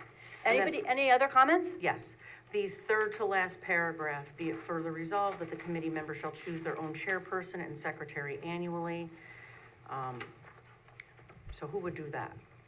They do it. The committee, once the committee is chosen, in their meeting, they would choose their that. chairperson. Okay. Yes, This they is the do it. same as for the financial advisory committee, they Historic choose does it their too, own, probably, right? they Right. choose They their own choose chair. Right. Well, the town is. And then, as far as whether, and shall choose by a majority vote, whether to meet in person or remotely. We don't meet remotely anymore for any meetings. So actually, the CAC meets only in person and not videotaped. The Climate Smart Task Force meets only on video and not in person, only on Zoom and not in person. So either option is I obviously thought current practice. the remotely was taken away. Yeah, that's a really good point. So But, the difference is that these are purely advisory committees. Okay. So Right. they are allowed to meet in different Right. formats. Okay. It's, yeah, Yeah, I they're was not told taking it's votes and I was taking told action. Climate Right. Smart did because they're a task force. They're not a committee. They're not a committee. It doesn't matter what you Right, call it, it's right. just whether it's advisory or Right, it's whether it's a advisory. voting body. Okay. Yeah. Okay, not so voting. any of the committees can meet remotely. Yeah. If they are Well, not if any they're of the advisory. committees. Like, we'd have to look at them individually Yeah, as to 'cause I'd what like to their know. role is. Right. Yeah, yeah. Like, we cause can look at sometimes that. we have weather Yeah. for the CAC, but we don't meet remotely because we can't. So it says keep written minutes. I thought if there was no votes, there's no requirement for written minutes. If there, no votes are taken. I'm sorry, that was a different issue. I know, Well, I let's mean, come but- back to that issue Yeah. for a second. Let's Sorry. address Ann's issue first, right? Sorry. So open meetings law it does not apply to purely advisory bodies. Right. So, we can look at whether the CAC's, responsibilities fall into that category. Okay. Yeah, Oh, say that again, open meeting laws pertain to, it doesn't apply to purely advisory bodies. doesn't, Yeah. okay.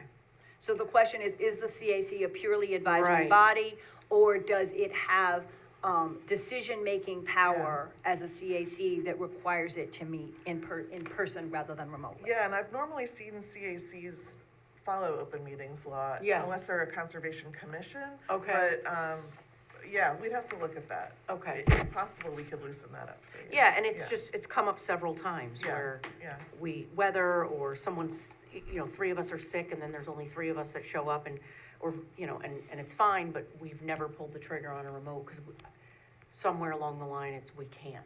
Yeah. So we don't. So the 3 show up and we have a small Right. little meeting and Well, some people don't right. want to drive and the hazard I understand, yeah. so either way works. I just wanted to know which one Right. was the. We just, actually, Emily very helpfully clarified that, in fact, board members can vote remotely Yes. in a board meeting, In which we didn't think they extenuating could, but it has to circumstances. be in emergency circumstances Yeah. if they are dealing with, with a severe, an illness or something like that. You can't vacation. because you're on vacation, right? So that's something we did not know before, so again, this is another point with the committees and boards. Thank you, Anne, that's very helpful to clarify, The that we rules can have been clarify the changing, rules. so Yep, we try to yep. stay up to date, yeah. That's perfect. Okay, are there any other questions? Everybody ready? All right, all those in favor? Aye. Any opposed? Was there a second? I totally missed that one. I'll There second it. was. Insertion. Oh, no, you were No, the one you that moved it. I think a couple of us, I'll be happy to Oh, give you you a second. seconded it. That's Yep. All right, and I think we just had a 7-0 vote. Oh, really? That's quick. Yep. All right. Okay, and the street light. This one's mine. Be it resolved that the town board hereby authorizes the supervisor to execute a Central Hudson Gas and Electric Corporation street lighting authority order for the installment of an LED street light at pole P13405 at 487 Vassar Road. So moved. Second. Okay, And, Board Member we Laird has spoke- already we given spoke an to it. extensive explanation of why we need this. Is there any further conversation or discussion or questions? Just want to say that since we switched to LED lights, it's much more affordable to do these things. It dramatically cut our street lighting bill. Okay, and we're satisfied as to the need for this Yes, particular I spot looked at, after checked it out. 60 It's- years. It's right next to the entrance to Alexander, and lots of big trucks, and anything we can do to keep Vassar Road safer. Last April, some constituents and I and people on the Climate Smart Task Force went out and thought we would be so smart and collect all the garbage on the side of Vassar Road. It's a county road, but I told Mike Simon, we're good for it. We had to have a police escort flashing his lights for people to slow down. They're going 45, 50 in a 40-mile-an-hour zone, so. There's a speed limit question for us to discuss some other night. Yeah. Not tonight, let's not add that tonight, So but there is some a- other night. There is a procedure for streetlights, so technically, if your constituents ask, then you get in touch with this person at Central Hudson and get this streetlight order. Yep. And then it comes to legal, and then that's how we do it, just in case anybody else wants to know for future reference. Thank you. Yeah, Thank you. that it All could be right. quicker. Then, if there's no further discussion, all those in favor? Aye. Any opposed? The resolution passes 7-0. Okay, Resolution 8, whereas Cameron Poughkeepsie LLC are redeveloping a commercial mixed-use project located at 2609, 2627 South Road in the town of Poughkeepsie, for which wastewater service is required, and applicants are irrevocably offered to dedicate and convey to the town certain sanitary sewer infrastructure improvements and appurtenances. Now therefore be resolved, town supervisor and her designee is authorized to accept dedication and ownership of the improvements on behalf of the town, all involved districts, commissions, and improvement areas as shown on the applicant's approved site plan. And that the town hereby accepts the offer of dedication and directs same to be filed by the county clerk, with the county clerk. So moved. Second. Okay, I know, Board Member Reuter, you know this has been a long process at that site, Yeah. and so we're at that final stage. Any further, any discussion, questions? All those in favor? Aye. Any opposed? The resolution carries 7-0. Oh, resolution number 9. The town of Poughkeepsie has identified the need to redesign, replace, or eliminate equipment at the Sun Lane and Sheaf Road sewage pump stations in the town of Poughkeepsie. This is an unsafe and outdated air eject sewage pump station, and we'd like to evaluate the feasibility of eliminating the Sun Lane sewage pump station by installing a new, deeper segment of gravity sewer lines. And be it resolved that we are submitting, the town board authorizes the supervisor and her designees to submit an application for grant funding through the New York State Environmental Facilities Corporation Engineering Planning Grant Program, and to develop an engineering report that would evaluate the redesign, replace, and eliminate options at the Sun Lane and Sheaf Road pump stations.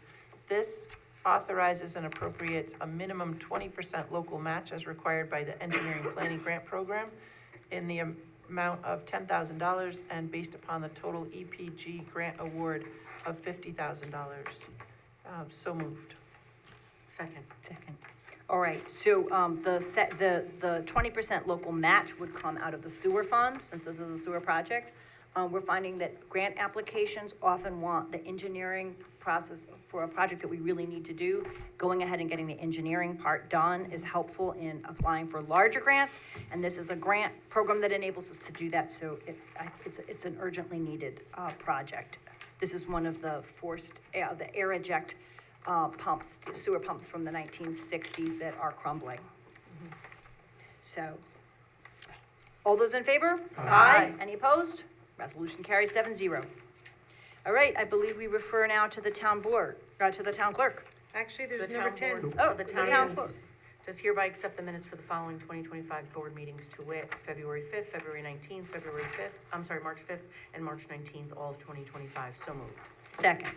All right, any discussion? All those in favor? Aye. Any opposed? The resolution carries 7-0. it's Now, my turn. I have no events at the moment. I received the, thing for Holy Trinity today, the actual application, so it'll be on next week. And I have a few that are coming up on the 16th, I believe, Germania's Mayfest. There's a couple that are coming up on the 16th next week, but nothing right now. Excuse me, Yes. what's the date of the Holy Trinity? Do you remember? Okay, I'm weekend putting in you on the June? spot. You are, No- it's no- too no late now. problem. I just got it today. It's in May, right? It's okay, you don't have it written down in front of you, and it's in May, so we have time to revisit it next week, it's the On next Friday, meeting, you can right? see it in your packet. Or you can call me tomorrow and I'll let you know. No problem. Or you can Google it and. No worries, I'm just wondering. I don't think it's up there. All right. Somewhere the internet has it. Oh, yeah, you're. It's out there, we will get it onto the It's, calendar it's and kind let of people back know. in May. Last year, they had it in September for whatever reason, I don't know. Yeah. And they were contemplating food trucks or food tent this year, which is why it took them a little longer to get the application in. Okay, good. Thank you, please. You're welcome. And then there's a claim, I believe, that was There's referred a to. notice of claim that's been referred to legal. Okay, That's it. I believe that's it for the evening. I would like to move that we adjourn at 10 o'clock. Oh, that's right, we gotta open it up for general conversation. I Please. move to suspend the rules for people who would like to speak for up to 3 minutes on items that were not on the agenda, any item on which people would like to address us, so moved. Second. Okay, all those in favor? Aye. Any opposed? The resolution passes 7-0. Okay, anybody who's in the room first who would like to speak for 3 minutes? Anybody from Vassar Road who wants to talk about streetlights? We're already. Then I don't see anyone. It sounds like everyone's already had their say. So online, Doreen, welcome. Thank you. So, just a reminder that if you do have people participating in meetings, like town board meetings, remotely, that you have to remain on video. You have to be seen and heard at all times in order to participate, and that's per the open meetings law. And I can send that information if you'd like. And then I'd just like to say about some of the developers that spoke tonight. You know, we really need affordable housing. And two of the developments mentioned, the Arlington, which is the Arthur May development, and the Eastdale project. The two of those projects each got tax exemptions from the Dutchess County IDA. So that's sales tax exemptions, mortgage tax exemptions, and property tax exemptions in the form of pilots. And these exemptions for those two projects alone were tens of millions of dollars. So, you know, we heard somebody tonight say that for the Arlington, it started at around $2,000. So, you know, developers are getting exemptions, and the rents are, in my opinion, high. I wouldn't consider those, you know, affordable housing. So I think the town board and the housing committee needs to keep these things in mind. So, because it certainly doesn't help people find, you know, workforce housing or affordable housing. And, you know, again, developers get a lot of money in tax exemptions.